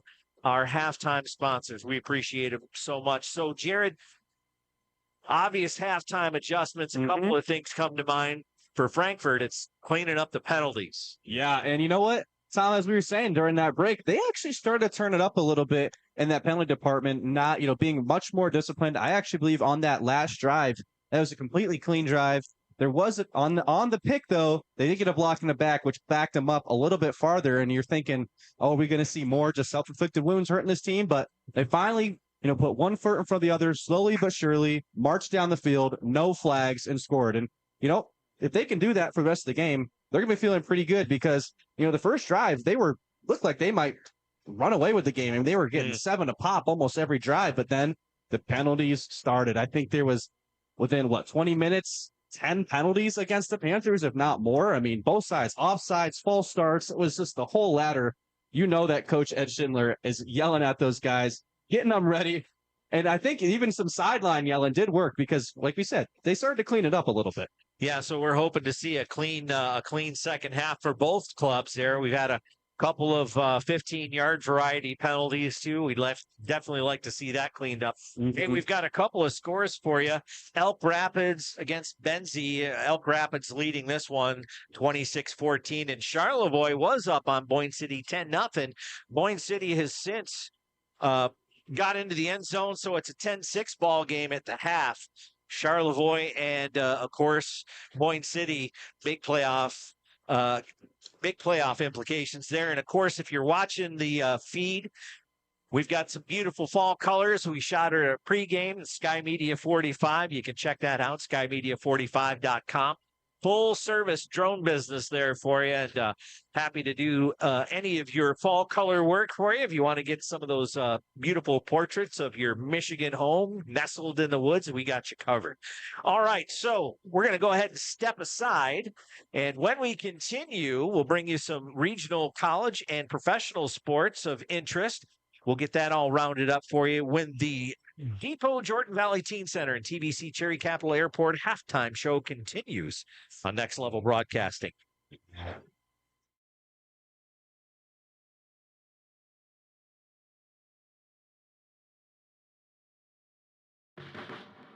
The Depot Jordan Valley Teen Center of East Jordan provides a safe place to be and a path to become for 6th to 12th grade teens. With after-school programming 4 days a week and our new Becoming You homeschool support program 3 days a week, we are always looking for passionate people to join our Depot volunteer family. Simply visit ejdepot.org/volunteer to discover how you can make a difference in the lives of our teens.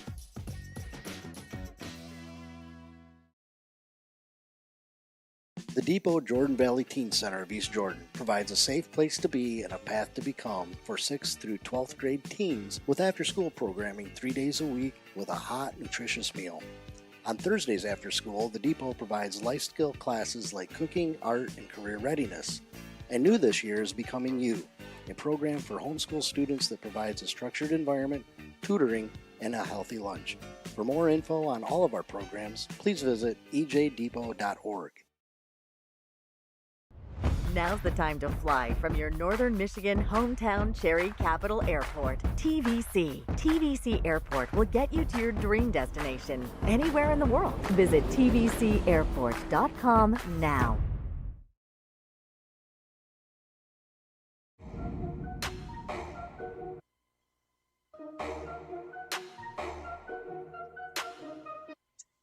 Welcome back to the Depot Jordan Valley Teen Center at TVT Cherry Capital Airport halftime show. Action-packed sports weekend across the region starting tonight down the road in Detroit, where the 3-1 Red Wings hosting the Tampa Bay Lightning at Little Caesars Arena. That one underway. We'll get you a score on that. Lucas Raymond expected to be out, still listed day-to-day with an upper body injury in their second meeting with Toronto. So hopefully that's not one that's going to linger on too long for him. We've got some college football, but let's go ahead and get that Red Wing score. It's a 1-0 score right now, 15:05 or 15:01 in the second period. So the Wings are leading this one. You can catch that one on ESPN Plus after this game. Also, college football, 4-2 Michigan going to get things started with a noon kickoff tomorrow at the Big House, hosting 5-1 Washington. That one you can catch on Fox. Michigan, a 5.5-point favorite.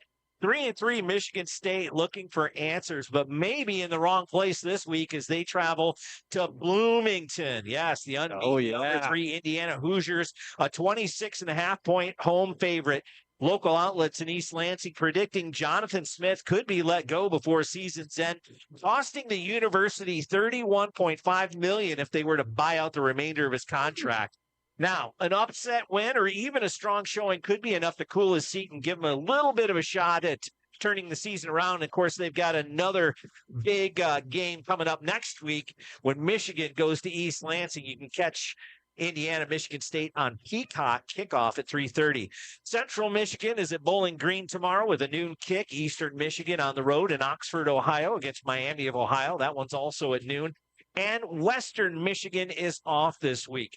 4-2 Lions looking to bounce back after a strange unraveling in Kansas City last Sunday night when they host Tampa for a Monday night matchup. Now they're going to be without leading safety Brian Branch, who's serving a 1-game suspension for his role in a post-game fracas last Sunday. Decker, Reeder, Joseph, all questionable. Aleem McNeil is probably going to see his 2025 debut if Campbell's got anything to say about it, and if he's got anything to say about it. Now, the 5-1 Bucks limping into Ford Field with wide receivers Mike Evans, Emeka Egbuka, and Chris Godwin all likely out, as well as their leading rusher Bucky Irving sidelined with a shoulder injury. So with a win, the Lions can extend the NFL's longest streak without a consecutive loss. This one goes all the way back to October 2022.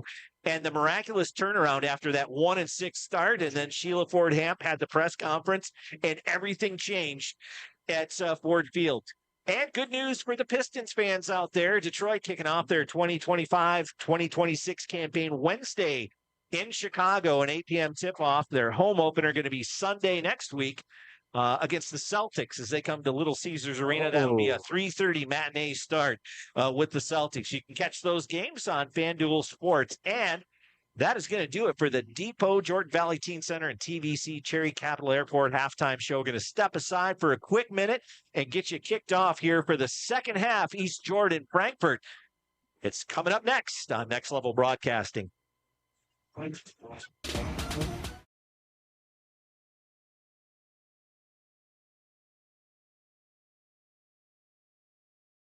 The Depot Jordan Valley Teen Center of East Jordan provides a safe place to be and a path to become for 6th through 12th grade teens with after-school programming 3 days a week with a hot, nutritious meal. On Thursdays after school, the Depot provides life skill classes like cooking, art, and career readiness. And new this year is Becoming You, a program for homeschool students that provides a structured environment, tutoring, and a healthy lunch. For more info on all of our programs, please visit ejdepot.org. Now's the time to fly from your Northern Michigan hometown Cherry Capital Airport. TVC. TVC Airport will get you to your dream destination anywhere in the world. Visit tvcairport.com now. Hi, it's Kevin Klein from TVC Airport. We're proud to help keep you connected to high school sports in Northern Michigan, so you can stay in the game all season long with TVC, your Northern Michigan connection.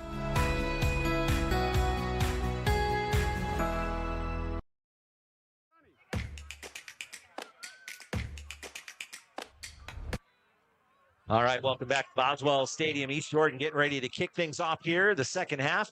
Frankfort ready to get something going, build on some of that late in the half momentum. They found the end zone on just a remarkable catch, really. And well, here we are, ready to get things going. And this is going to tell us a lot about those halftime adjustments here with Frankfort. Line drive kick going to be in the grass, bounces at the 20. Little bit mishandled by Mills as he looks for a little bit of room on that left side. He's got the sideline too as he makes a couple men miss, but he's not able to shake loose of that last tackle. Yeah, Owen Mills a little bit quiet after that first two drives for the Panthers and making a really great play there. Looked like he might have, gone down behind the 20-yard line, and now they're going to be starting about the 40, but there was a flag on the play, Tom, and Early reports look like it could be on the receiving team. That would be just you hate to see it. Terrible way to start the second half. It's going to be a personal foul as well. That's another illegal block. So block in the back kind of situation there on the return, and that's going to back them up. It should give them 1st and 10, though. It's just going to change the field position. So here we go, getting things cooking. Last time they made an 80-yard drive, looked pretty seamless. I mean, I guess you had that 4th down kind of miracle, but you know what? You'll take that. Points are points, and definitely got them some momentum going into this halftime. As I was actually mistaken, I thought that East Jordan did get the ball at half, but hey, looks like the Panthers going to be starting out with it. And it's going to be a run up the middle. They're able to get a couple yards on that dive. Yeah, and that is really what you would call a halfback dive there, Tom, because the halfback just kind of dove there about the 1-yard line. Looked like he might have been tripped up by one of his own guys. That was Lewis on the carry there. And a shout out to Yoga with Chris, all the way from Detroit, Michigan. She's getting ready for a marathon Sunday, the big Detroit Marathon happening this Sunday. So we appreciate you watching from the Big D.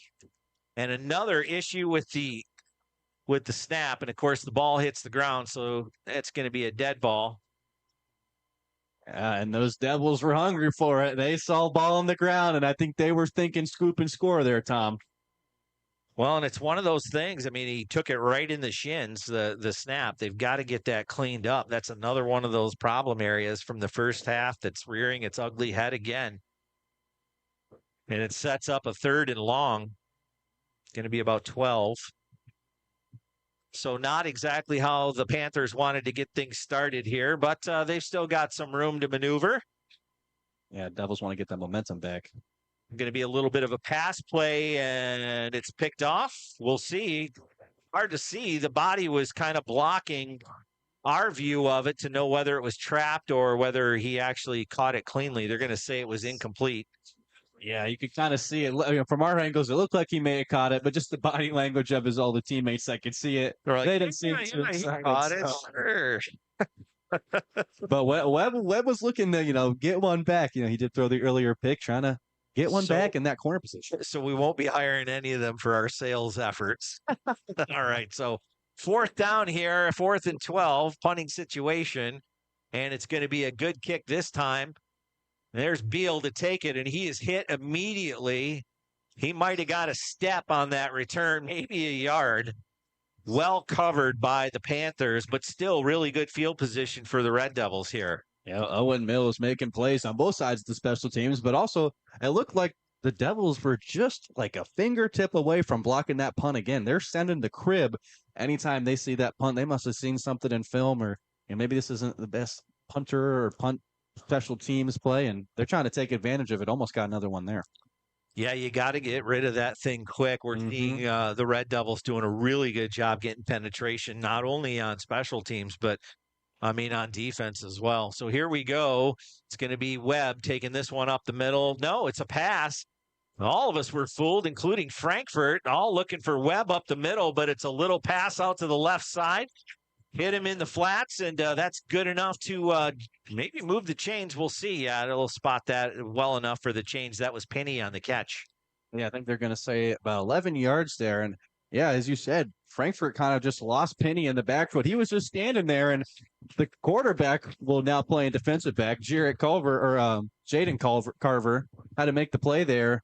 He pretty much saved the touchdown because there was really no one else besides him on that left side of the field. And again, that's one of those plays, too. It replicates the run play just based on kind of where he hits that receiver. So, new set of downs here, and this time it is going to be Beal taking that one out across the 40-yard line. So, brought a 4-yard gain. Nice, solid gain off that left side. Yeah, Max Beal just, again, putting his head down and just getting those legs churned. He doesn't care who's in front of him. Even if it's a black jersey, you got to get out the way because he'll steamroll you. He's a little bit like Joe. I don't know if you remember. Well, you probably don't. Your dad would remember a guy named Riggins who used to play for Washington back in the day. He was one tough running back, and he was one of those guys under Norv Turner back when the Washington folks were They were winning Super Bowls back in the day. He was actually, I don't remember if he was an MVP or what exactly, but heck of a ball player for Washington as Beal takes another one up the middle and able to get a couple of yards in a cloud of dust on this damp evening. Yeah, just a little side thing about Washington. Hey, you guys will be playing them, the Lions, I believe next week. Actually, you'll be going to Washington, if I'm not mistaken. Yeah, it's part of the revenge tour. Oh yeah, facing that, superstar Jaden Daniels and crew. Well, he certainly looked like a superstar against the Lions last year. Mm-hmm. Yeah, so 12-6 here. East Jordan moving the ball, 3rd and 4 on the Frankfort 36-yard line.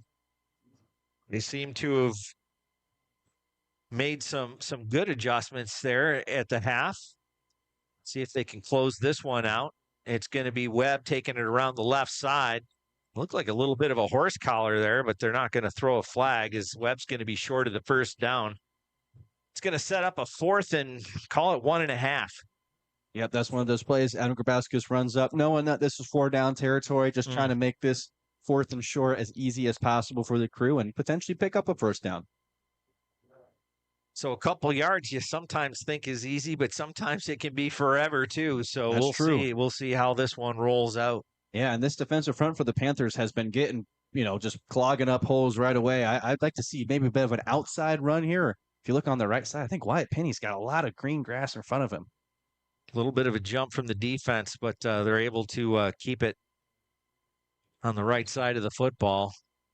Now we're trying the hard count. They're going to go ahead and take a timeout. I think they were looking to try and draw the offside and get the easy first down, but no, they're going to go ahead and call a timeout. I want to just mention to you, if you're in need of an interior design overhaul, well, maybe you're in search for a more functional home design. Look no further than Inner Structure, located right here in East Jordan, 319 South Lake Street. They're going to offer innovative solutions for your home, including space planning, kitchens, baths, floor coverings, furnishings, and a whole bunch more. That's Inner Structure Design right here in East Jordan. So early signs looking pretty positive here for East Jordan. They still have to get this 4th down converted if they want to keep the drive alive.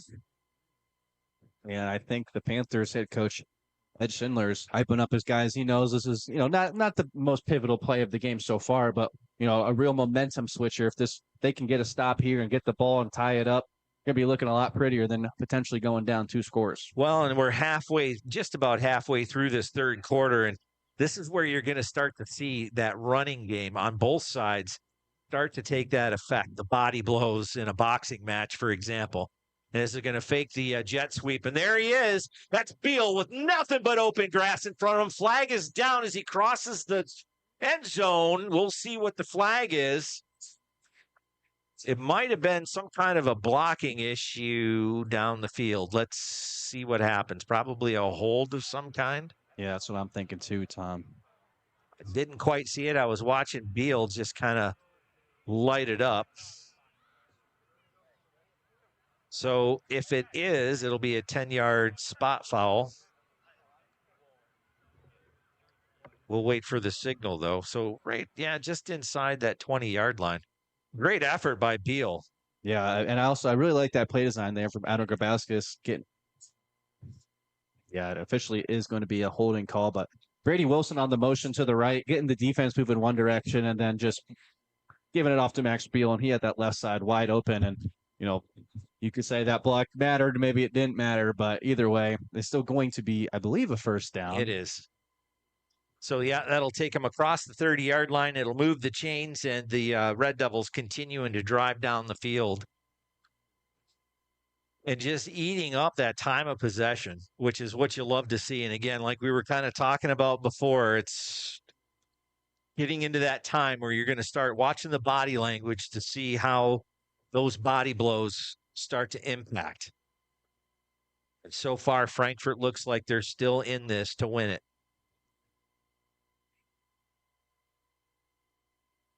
Webb's going to hand that one to Beal again as he goes up the middle. And we've got another flag. This one's coming from the head official from behind the play. I had a guess. Might see another hold there. just kind of that's the nature of where that flag was thrown. Might have caught a face mask or something of that nature too. We'll see what it is. It's going to be a personal foul face mask. Oh, wow. Against Frankfort. So that's going to move the chains again. Neal was able to get about 4 on that. But that's going to move the chains and definitely puts East Jordan in some really good field position here. They're just outside the 10-yard line, definitely in the red zone. So potentially get another first down here. And that's just, self-inflicted wounds was kind of the story of the first quarter for the Panthers. They cleaned it up in the second, and seems like it's kind of picking back up here in the third. Another snap. It's a fake pass, and there he goes. Beal again trying to make a man miss as he gets it inside the 5 on a beautiful run. Broke a tackle and dove ahead, and they're going to spot it at the 5-yard line. So that's going to bring up second and about 4. And this is the Max Beal, William Webb read option territory. You got to kind of pick your poison right in the backfield. Do you go for Webb? Do you go for Beal? A lot of times it's kind of a lose-lose for the defense. This is one of those two where maybe Penny's got call his number on one of those short passes. Another one low snap as Beal takes that one up the middle, and he's going to get a couple of yards in a cloud of dust. And as you mentioned, to start this, first drive, this new set of first down, they can still get another first down here. And, it's third and short here. Get another set of downs at the 1 and have more opportunities to punch it in, but also, Tom, milk the clock a little bit more. Well, they've owned it here in this third quarter. They've done exactly that. Yeah, they got the 3 and out to start and just have had a grinding out offensive drive. So 3rd and 2 now, and it's going to be Webb keeping this one as he dives across. Should be plenty for the first down and just short of the goal line. So a new set of downs right there at about the 1-yard line. You don't want to speak too soon because you haven't punched in the points yet, but just on paper, Tom, that's perfect. Just getting the first down. I mean, you can just keep this clock churning and churning. I know it's only the third quarter, but, this has been a bit of a lower scoring game so far. So every point is really, precious right now. It's the ground and pound. That's what you want to see if you're East Jordan. Just eat that clock and make this one counted. Then you make it a 2-score game. And the points have been difficult on both sides. So it's going to be Webb again keeping this one as he dives into the end zone, and that's going to be a Red Devil touchdown. Yeah. So 18 on the board now for East Jordan. And, as we said, points have been at a premium. So, 0 for 3 combined on 2-point conversions. They could get one right here and make it a 14-point game, forcing this Panthers team to at least have to get one 2-point conversion to tie.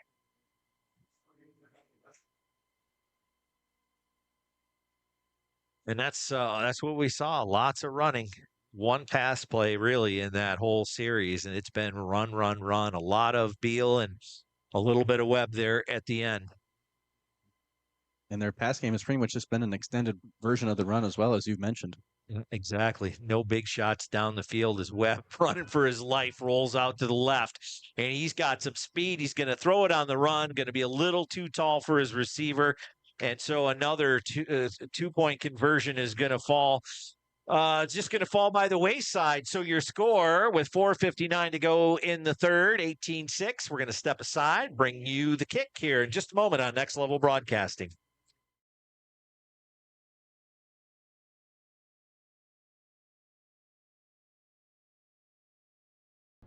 Now's the time to fly from your Northern Michigan hometown Cherry Capital Airport, TVC. TVC Airport will get you to your dream destination anywhere in the world. Visit tvcairport.com now.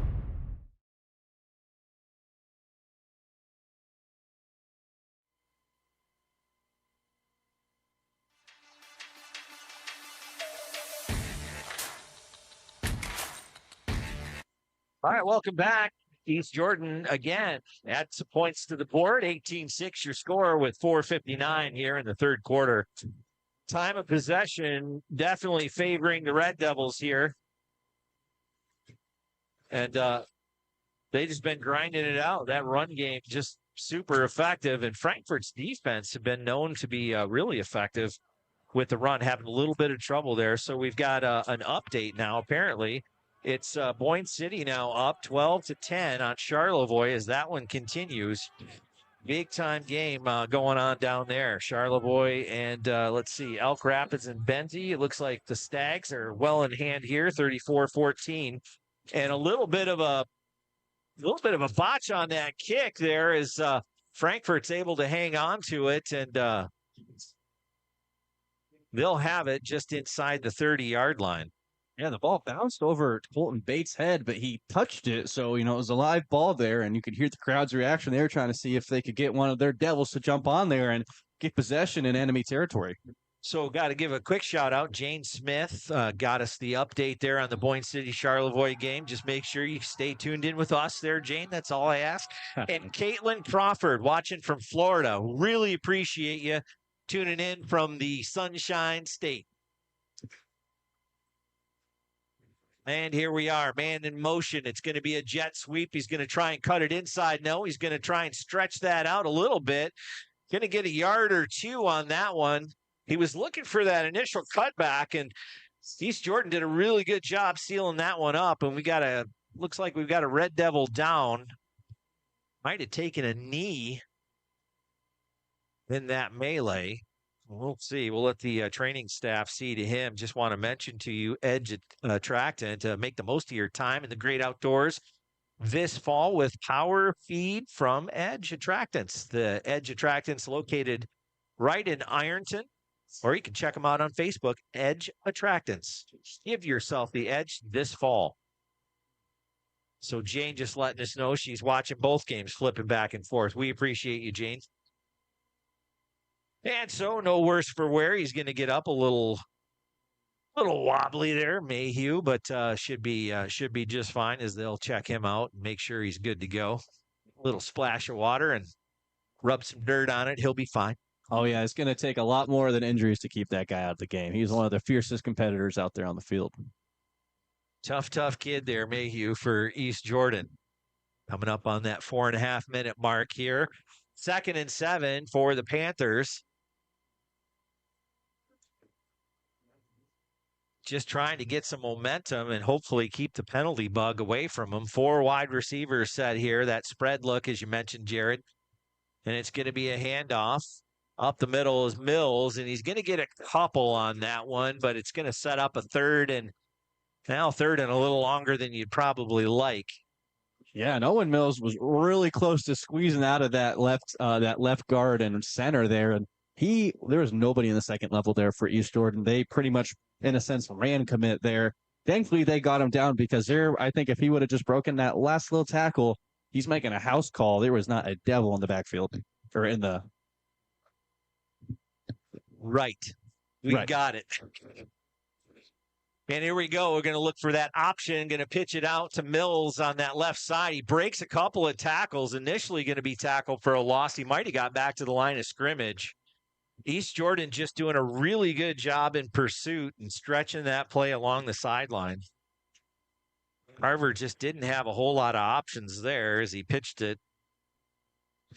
This is some big decision here for the head coach. It is a 4th and manageable.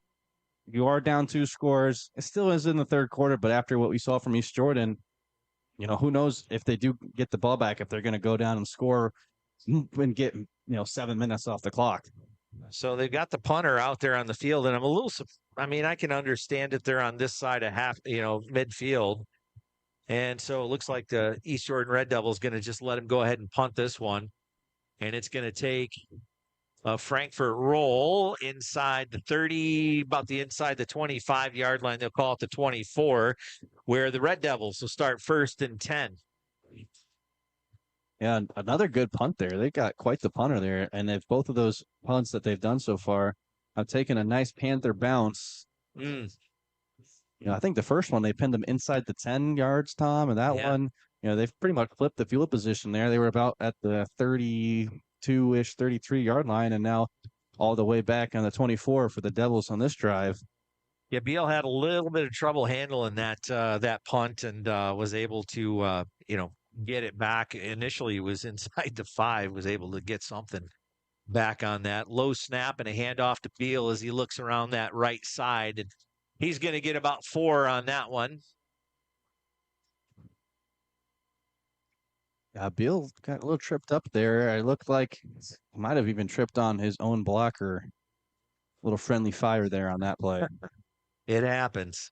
Nothing worse than having one of those old linemen step on your foot. Oh, gosh. Well, it's kind of the nature with Beal because I don't think he really sees the color of the jerseys. I think he'll puts his head down and keeps those legs turning. It's like, get out of my way if you're on my team. And if the other team, you're getting run over. Yeah, little Corey Schlesinger in him. So it looks like we're going to have an empty backfield here. 3 wide. Going to put a man in motion. It's a low snap, and Webb's going to take that one. Tries that right side off the tackle, and not going to get much on that. Looks like he got back to the original line of scrimmage, so that's going to bring up a 3rd and 7. Yeah, one of the, it's hard to say really negative things about Webb, considering it's his first year at quarterback. But one improvement I'd like to see from him just at the end of this year and going into next year is being a little bit more patient as a runner. A lot of times he just is running as quick as he can the second he gets that ball. But sometimes you got to let your blockers get set up, potentially pancake some guys, especially when you got, Dion and Boyer up there at the guard positions. Once they get to the second level, you're pretty much guaranteed to put a corner on the ground. So 3rd and 6 here as we approach the 1-minute mark in the third quarter. Webb just going to let that clock continue to grind. They're not in a big hurry. And Beal is decked as he comes up to that line of scrimmage. Nowhere for him to go there, and it might have lost a half a yard on that. He got just drilled, and a couple of the Red Devils taking exception to that. Yeah, they're japping their jaws. I think Frankfort, after this drive, smelled a little bit of blood in the water after, going to potentially most likely be a 3-and-out here from the Devils and give the ball right back to their offense, most likely during the third quarter at the fourth quarter as the third quarter does start to wind down, under 20 seconds to go. Yeah, I don't think they're going to rush this punt any. They've got Mills deep back for Frankfort, just in case. Again, nobody in a hurry, and we'll see. We're under 6 seconds to go here. And it's going to be a delay of game, which is just fine, I guess. Yeah, I guess it's really not the end of the world. I would like to think you'd rather punt that ball, off with about 5 seconds left on the clock, because likely it'll take about 5 seconds for that, play to run. So you'll. Yeah. We've got an update from Charlevoix, courtesy of Jane Smith. Charlevoix put 3 up on the board and now lead this one 13-12 over Boyne City. So looks like another all-time classic in that just intense rivalry, Tom. Well, we'll have to leave it there. Fourth quarter upcoming. We'll step aside and get the rest of this game underway for you when we come back on Next Level Broadcasting.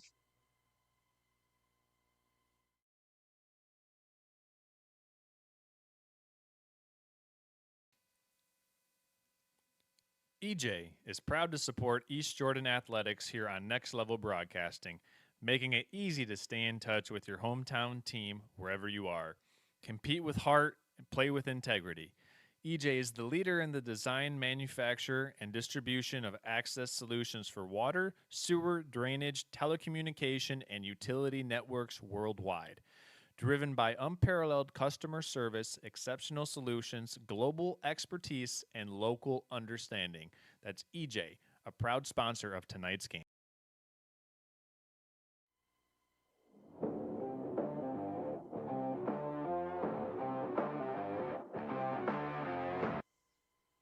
Welcome to it. The fourth quarter is here. Boswell Stadium. Your East Jordan Red Devils leading this one 18-6. The final 12 minutes on the clock. And we're glad you're here watching along with us. Tom Clemenson with Jared Stamen and Zach Kennedy, the Wizard of Oz here at the controls, making it all happen and making sure our sponsors are getting their spots played and the beautiful graphics and all the work that Zach's done. You don't get to see the man, but he is a legend. Yeah, Tom. I mean, all the graphics you see in all the next level broadcasts are actually brought to you by Zach Kennedy. Absolutely. So here we go. It's a high snap on the punt. He's able to get that one away. Going to get it right around the 50-yard line. Mills going to take it on the run, get a couple of yards, and we've got a flag. And this is going to be some shenanigans on the sideline. Not sure. Looks like, not sure where they're going to be an unsportsmanlike call. And not sure which, looks like they're looking at Frankfort here. Now, whether that's Gillison or Rosum, we'll see.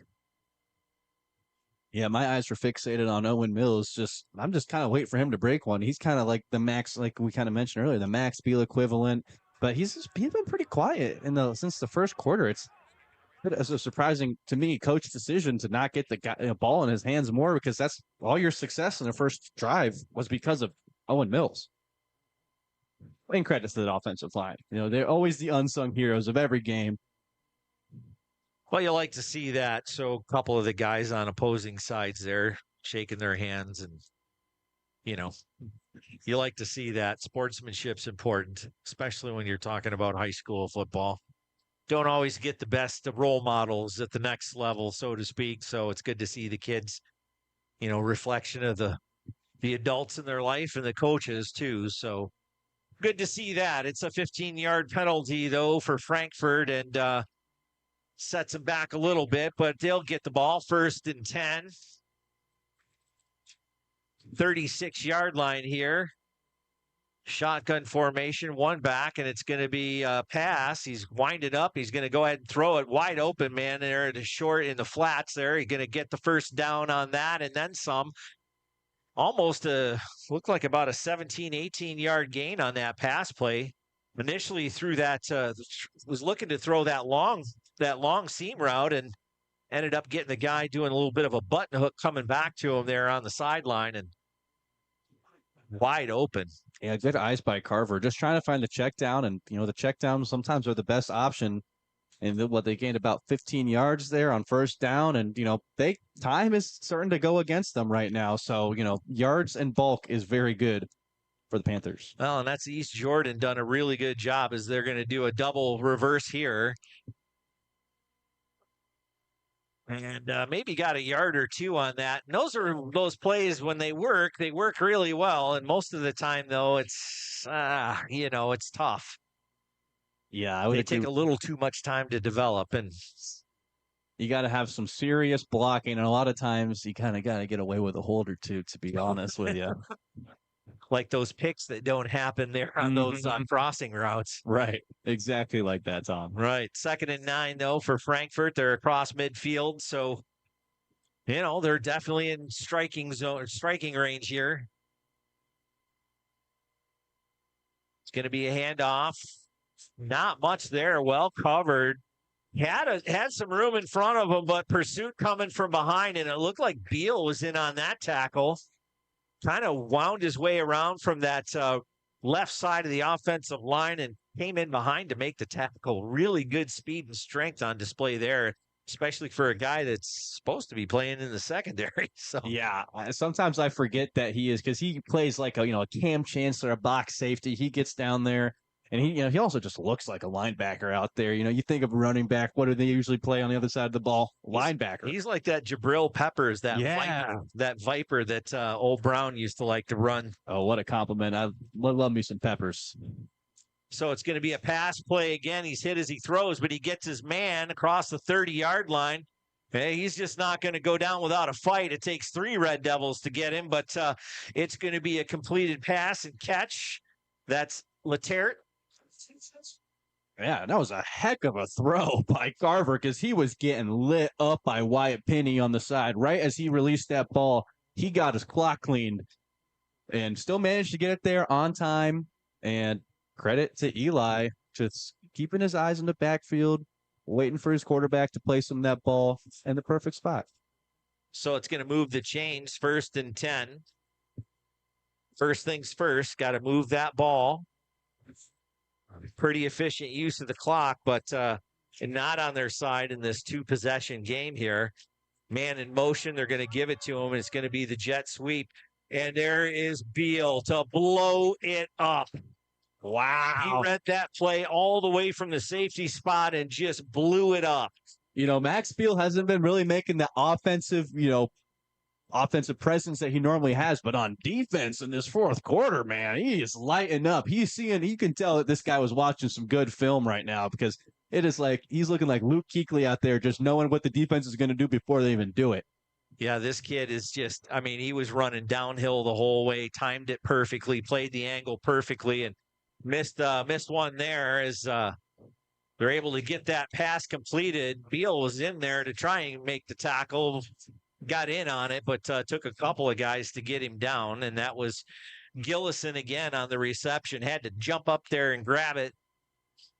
Yeah, and Max Beal, he came down there like a missile. The reason he missed it because he was just running full speed. If the guy would have moved a little bit, he was going to miss him, which ended up happening. But you just love seeing the effort from this young guy, really knowing that this potential defensive stop could potentially ice the game for you as the clock is winding down. 3rd and 10 now, and looks like they were able to get back in the neutral zone.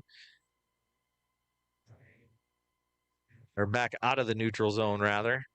Frankfort does a good job just kind of holding their own and not getting sucked into that. And that was a pass and catch, but he paid the price for that. And there's going to be a flag down here from the sideline official.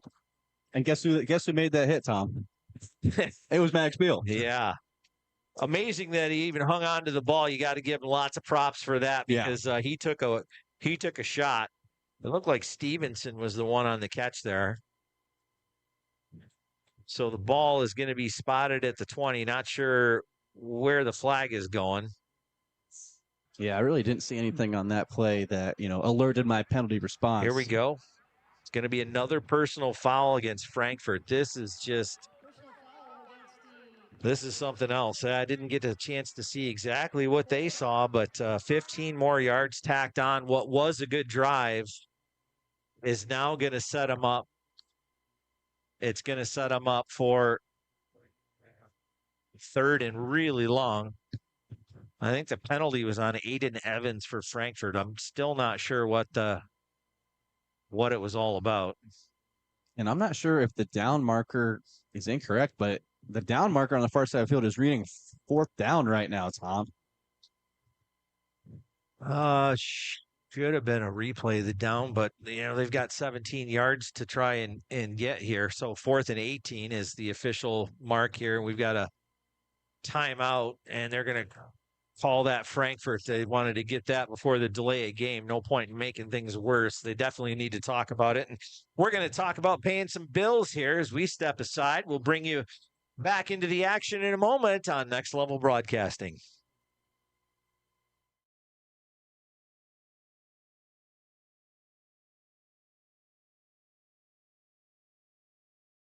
Hi, it's Kevin Klein from TVC Airport. We're proud to help keep you connected to high school sports in Northern Michigan, so you can stay in the game all season long with TVC, your Northern Michigan connection.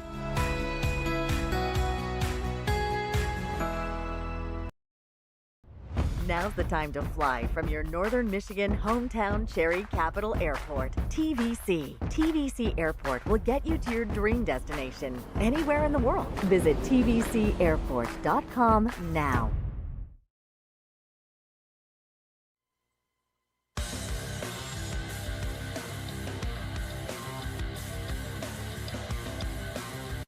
All right, welcome back.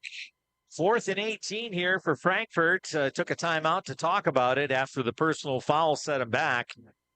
They were moving the ball pretty well. We'll see if they're able to dial something up and get going. And it is going to be Carver going back for a pass play, able to shake one defender loose, and he's going to throw that right to the defense.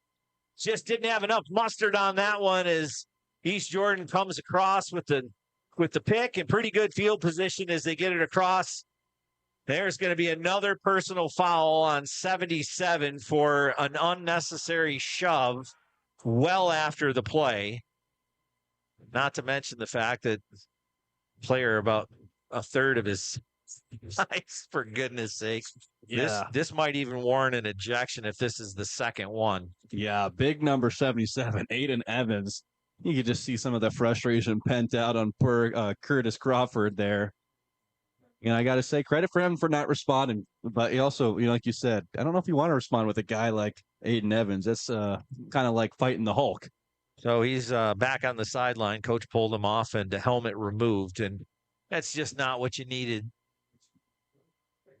at this point in the game. Yeah, but the quick pressure there by Thomas Mayhew on that last play. He was frustrated with himself. He didn't get the sack, but his pressure ended up causing that arid throw right to Winecoop. And Winecoop was seeing a lot of green, and he had a chance of returning that. But after the penalty, they're going to be starting in Panther territory, about the 48.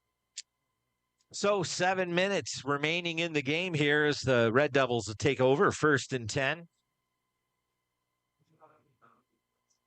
Already on the right side of midfield. Beal going to take this one. He's going to look the right side. Mills tries to take him, and he's able to shake loose of that and get it out of bounds just about the 40, looks like the 43-yard line. Nice gain. And this is the thing about Max Beal, is he's really taken a long time to start breaking out. I believe that's the longest run so far that has not been called back by penalty there, but he just gets better as the game goes on. Defensively, as you saw in that last possession, getting like 4 or 5 tackles in a row, and now offensively just breaking off a big run to start the drive and just chew this clock. And if you punch one more in, then you're pretty much icing the game for the Panthers. Well, this is a guy I fully expect that you're going to see, some schools around here looking at him, especially. Well, we'll see how he develops. He's got another year. 1st and 10 here, and it's going to be another dose of Beal as he punches into that right side, and we got a flag again from the head official. That's probably going to be a hold given the timing. There has been a lot of flags in this game, but I really want to give credit to this officiating crew. They've been fast and concise. Their meetings have been no more than 30 seconds, maybe some of the long ones being up to a minute, but just, I've seen some high school refs take some time, and I got to give a lot of credit to this crew. They're quick, concise, even though there's been over like 20 penalties. So this one will go against the Devils. A little bit of a hold there. Going to set it back a few yards. Bring it up 1st and 20 here. That does also stop the clock, Tom. I mean, there's still plenty of time for a turnover and a score. I mean, this game is not over. Panthers got to start hyping themselves up, trying to strip the ball, maybe get a turnover or something of that nature because, there's still a lot of time left in this game. So Webb going to check his play sheet here, and we'll see what he cooks up. Something tells me either he or Beal are going to take this one. They don't really need to do much other than just eat that clock. And there's Beal as he's going to drag a couple of defenders out across the 45-yard line down to about the 43. Call that the 44. Looks like maybe a 43-yard line is where they'll spot that one. Beal again just punishing. And you kind of feel like the frustration really got the best there of Frankfort as Evans checks back into the game. Yeah, I just think that this team, they definitely have the talent and, they compete. They're 5-2 for a good reason, but just tonight was not their night. Just a lot of self-inflicted wounds. I mean, they have to be racking up close to 15 penalties, Tom, and who knows how many yards. So Webb's going to hand that one to Beal on the option. And again, they had Beal in the backfield and was able to just kind of shake loose. Mills had a hold of him, but he's able to get loose and back to that line of scrimmage. Yeah. Some tough sledding, but, the name of the game for East Jordan right now is just eating that clock. Yeah. Frankfort hasn't been able to move the ball consistently, and they've got to score twice to get into this thing. Yeah, and, even if, most likely you're not going to get this 3rd and 17 because you're most likely going to run this ball, you're going to punt it and hopefully pin them back in the, under the 10-yard line. So if they do want to have a chance to make this a one-score game, they're going to have, quite the journey to the other end zone. So we're under 10 seconds there. 5, 4. They are working that play clock. It's going to be Webb out, roll out, wide open man. He's got a flag down in the backfield and enough for the first down on that pass. But it's probably coming back due to a hold, I would guess. Yeah, it's going to be a hold against East Jordan. So Webb had a little bit of time, but, well, that explains why he might have had a little extra time. Yeah, almost any play over 5 seconds, you're likely going to see a hold. Whether they call it or not, there's most likely a holding on that play. Yeah, that's one of those things is the fall leaves coming down here, I noticed. Hopefully you got a chance to see some of our beautiful aerial shots from earlier today. Yeah, might see those make their way into the podcast next week. Well, I sure hope they do. I mean, it's such a blessing to be here at Boswell Stadium. I mean, there's some nice stadiums up here in northern Michigan, but it is really hard to beat this venue tucked up in all these woods, the fall colors. You got the green and the pines. It's a sight to behold here on this October night. Well, and I'll be doing the St. Mary game tomorrow, and it's a beautiful field that they've built down there for Gaylord St. Mary, but you don't have the foliage like you see here at Boswell. 3rd and 27 as Webb's going to roll this out to the left, looking downfield, going to take the check down. He's got it back to the original line of scrimmage and a few more, and it's going to actually give him 4th and manageable. Really nice play call, and Webb picking himself up off the ground. Hit as he threw, and no flags down, so. Yeah, there's an injured Panther there, but it's a pretty good play call by Adam Grabowskis, just making this, potentially you can convert it a 3rd and country mile, but, they got 20 yards on that play.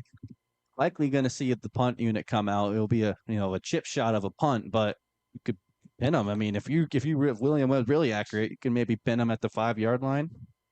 Maybe so. Well, we'll let the officials take that time out, attend to their injured player, and we'll turn it over to Zach to pay some bills and get you set up for the finale as we're under 4 minutes here on, let's just go ahead and keep it right here as they're able to get the player up. Zach was all ready to go, and it's like I jerked the rug out from under him. We'll get to those spots. In the meantime, if your home gutters need some cleaning, you need some attention here in the fall before winter comes, make sure you take care of that with Professional Seamless Gutters. Orion Beningo going to take care of you. That's why he started Professional Seamless Gutters. Fast, experienced service, real-time quotes, and they'll answer the phone when you call them. You call them at 989-619-3407. Professional Seamless Gutters. Tell them Next Level Broadcasting sent you. Well, here we go. 4th and 7 from a 3rd and 27. Nice catch and run on the previous play. Well, Tom, it doesn't really matter if you throw the ball or run the ball here because, if you don't get it, the clock's going to stop either way. So, likely going to see a pass here. Brady Wilson has been very, very quiet. There he is on the field, but he's just been, I'm sure he's happy the team's winning. But other than, I think, the first play on a jet sweep, he's been quite quiet. Here we go. Looks like the play is underway. Webb going to roll out to the right. He's going to get past one tackler. He's going to keep it on the ground. There he goes across the 20-15, stumbles over his own man, gets over the 10 and forced out of bounds. Webb with a beautiful carry and some nice downfield blocking by his receivers. And of course, just a really good job sealing that edge too by the line. Yeah. Set that up. So they're going to be 1st and goal from the 8 with 3 minutes to go. And just an update from Little Caesars Arena. The Wings remain on top. 3rd period is just underway. 1-0 the score for the Red Wings against Tampa Bay Lightning. Yeah, a great block there by Wyatt Penny. It's been really, the kind of unsung hero of this game. Multiple big catches there. He had that 3rd down catch for 20 yards. And Webb's going to keep this one again as he goes up the middle. Going to get a couple on that one. We'll see. Looked like for a moment he might have stumbled, he was up close on in there, but looks like they're going to mark him. Was that 3 yards shy of the goal line? Yeah, so he picked up 5 on that. He's a tough one to bring down. Oh, yeah. I mean, him and Beal, the defense has their work cut out for them. It's like, it's almost impossible to get these guys down with just one dude. And again, East Jordan wisely just going to let that clock tick away. They're not in a big hurry. In the driver's seat, up 2 scores with coming up on the 2-minute mark here, and beautiful field position, 2nd and goal from the 3. Blitz coming, and Webb is going to go right into the teeth of that one.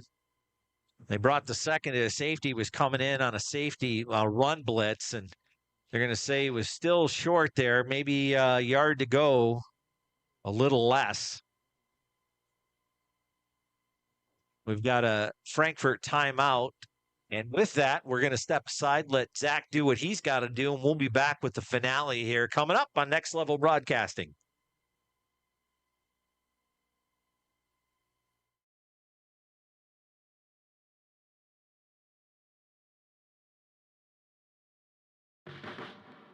The Depot Jordan Valley Teen Center of East Jordan provides a safe place to be and a path to become for 6th to 12th grade teens.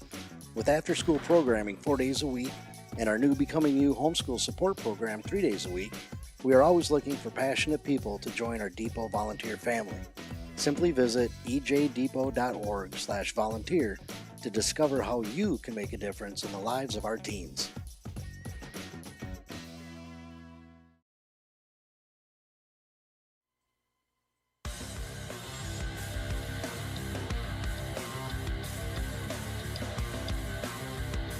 All right, welcome back to Boswell Stadium. Timeout, Frankfort here.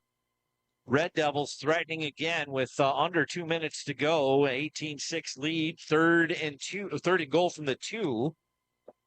And coming out of this timeout, of course, Frankfort, they're running out of options. Not a lot of time if they want to get this thing done. Dare I say, mission impossible at this point. Devils have done a great job with the clock game as Webb goes in across the goal line. They should see the score, and there it is. Quarterback keeper comes in off that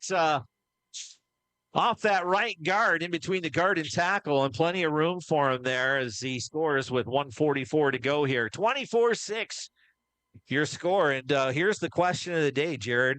Will we see a 2-point conversion tonight? I think that they're due. I kind of mentioned this earlier. It's one of the strengths of East Jordan. They're good at punching it in from short distance. You were saying they're like 50-50, something like that. Yeah, and well, this is definitely hurting the average today, but just want to quickly say Charlevoix Boyne City has gone final. Okay. Final score, 13-12. Charlevoix stays undefeated at home. Next week, they will be facing Kingsley, I believe. Ooh. Another tough matchup. So they're going to kick this one, and it is good. Well, look at that, Tom. I believe that's the first time all year that they have attempted an extra point, and you can hear from the crowd. They're fired up. Well, check it out, though. I mean, there's reason to be fired up. That's Maggie Schaefer, who just kicked that extra point. So Schaefer is in the stats in the scorebook, as it were, with an extra point. The first successful extra point, and Maggie was the one to get it done. So congratulations to her, the sophomore out there making her presence felt in what is certainly going to be a win. 25-6 your score at the moment. And, of course, we're going to keep it right here as we get ready to wrap this one up. And, of course, we'll have some post-game thoughts and analysis from Jared, and we'll announce the player of the game. I guess that's what we do out here at East Jordan, too. Do we have anything like that? We'll do it anyway. I'm not going to lie, Tom. Sometimes I get so caught up in the game, it slips my mind. But today, it's not going to happen. We're going to tell who we think is the best player of the game. And I want to hear your opinion, too. You watched the game as well, and I might have my guy. You might have your guy. We'll see. Maybe we'll have civil discourse. Maybe we're both like, hey, nope, it was this guy. We might have to thumb wrestle for it when it's all done there. So, all right, 1:44 left on the clock. East Jordan going to kick this one. Frankfort definitely running out of time. So, give them all the credit in the world. I mean, we definitely, we were kind of watching that body language, and outside of some frustration and some penalty issues. I mean, they've been a game opponent in here, and just they haven't been able to get it going with any kind of consistency tonight. And it's going to be a squib kick fielded by the up man there at the 48, call it the 48.5-yard line. There's a good coverage there. Get your hands team out there. You kind of knew that one was coming. Cash Rosum. Yes. Yeah, I mean, the score definitely does not describe how close this game has felt, Tom. I mean, especially in that first half, it looked like Frankfort kind of came out with the heavy momentum. I mean, that first drive, they looked pretty darn good. I was a little concerned for the Devils if they're going to be able to stop that running attack with, behind Owen Mills. But since that first quarter, once those penalties started, it's just really been a different Panthers team. So we've got a pitch out to Mills. He tries that right side, cuts it back in. He's able to get about 4 yards on that one.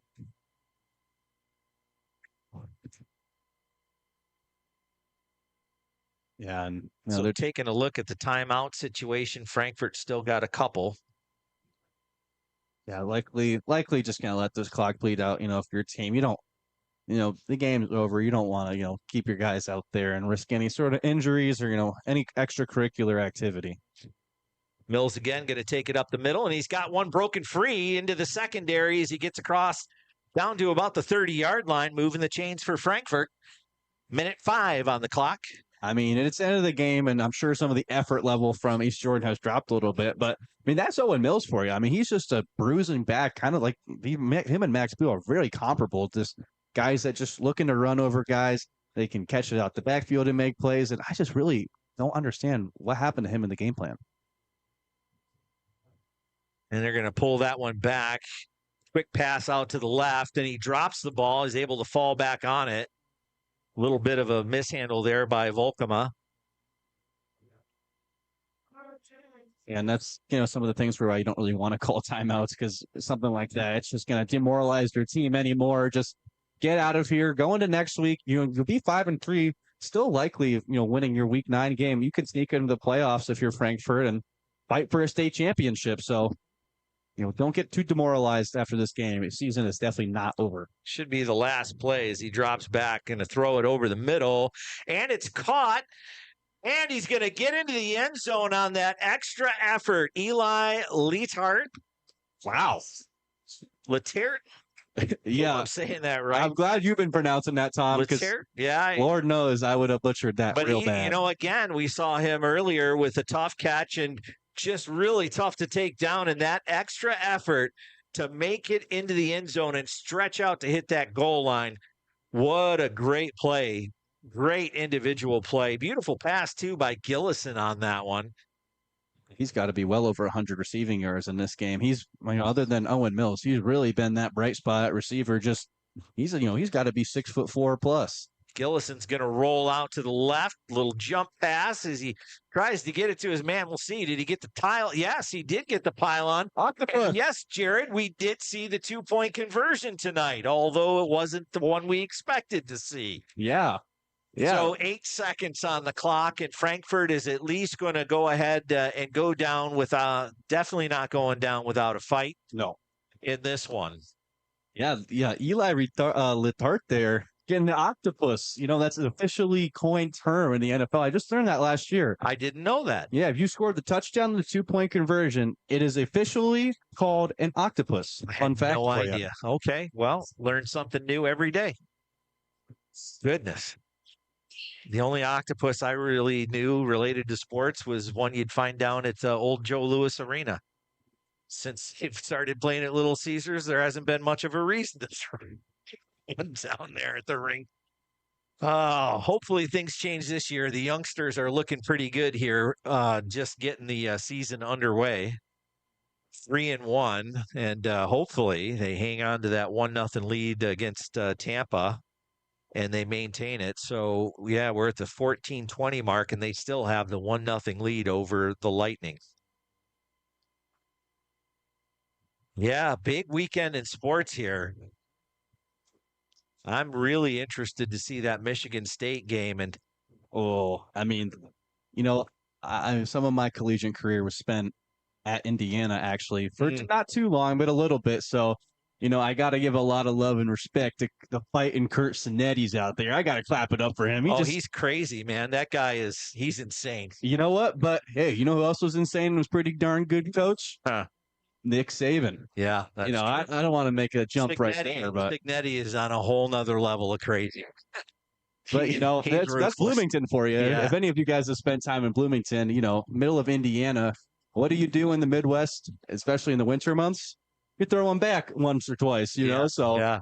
it's kind of just the culture of Indiana right there, and he fits right in. And so we've got the victory formation here for East Jordan as the final 6 seconds tick off the clock, and it's been one heck of a ball game here tonight. Your final score, East Jordan 25, the Frankfort Panthers 14, as the teams meet out there on the field to shake hands and finish it up. And both these teams playoff bound. We'll take a look at your post-game summary on the post-game show coming up here in just a minute. Jared's going to give you all that rundown here in just a couple of moments. We're going to bring you that what is it we're calling that one tonight? It's the Red Devil Football Post-Game Show presented by EJ. We'll give you your player of the game and more coming up next on Next Level Broadcasting.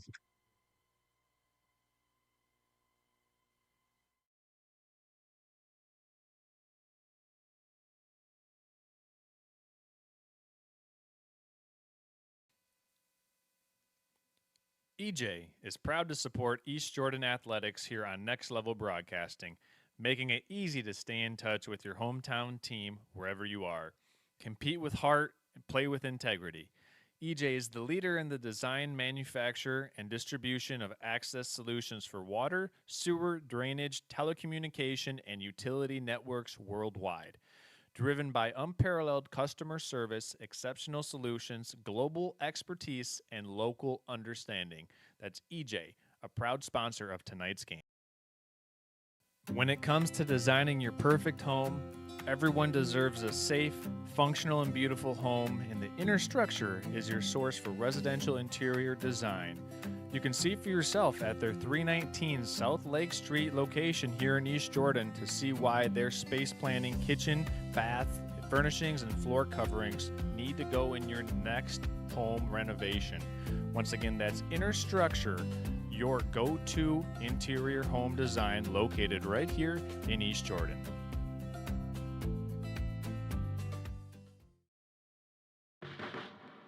The Depot Jordan Valley Teen Center of East Jordan provides a safe place to be and a path to become for 6th to 12th grade teens. With after-school programming 4 days a week and our new Becoming You homeschool support program 3 days a week, we are always looking for passionate people to join our Depot volunteer family. Simply visit ejdepot.org/volunteer to discover how you can make a difference in the lives of our teens.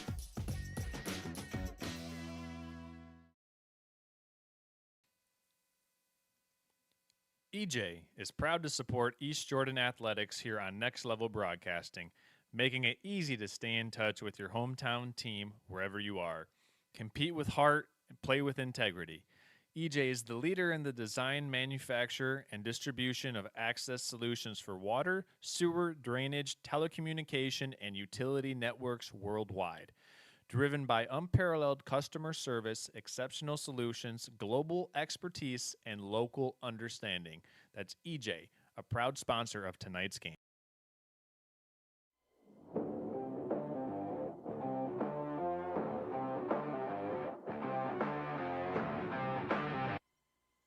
All right, welcome back.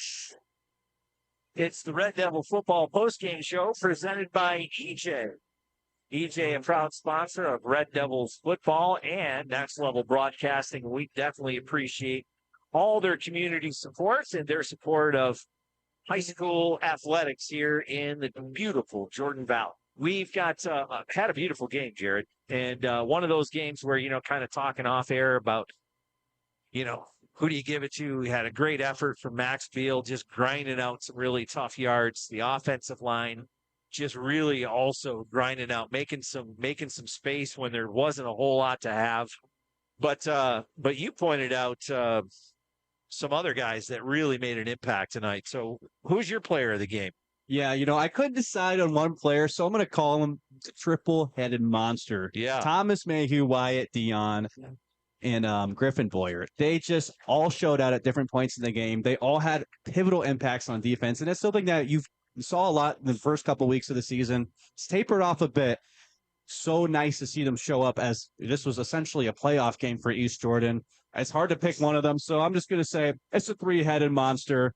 Those guys absolutely deserve it. But, also they do play some offensive line reps as well, so really it was just the trenches for the team that just was incredible. So for you, Jared, given what you saw tonight from this team, I mean, how does it look like they're kind of tuned up as they've got one more Elk Rapids next week, but tuned up for the playoffs? I mean, how are you feeling compared to where they were? Because this was a team that had high expectations going into the season, and 3 losses, not exactly what any of us were really expecting for them. Yeah, Tom, the expectations were high for this crew, but, they did have a first-time quarterback in William Webb. This was his first time, reigning behind the center, and they've had some ups and downs. Middle of the season, there was definitely some decent downs and dealing with a couple injuries. Max Beal was a little banged up. Webb had to leave a couple games. Well, didn't leave games, but have to leave for a couple plays, cramping and whatnot. Mm-hmm.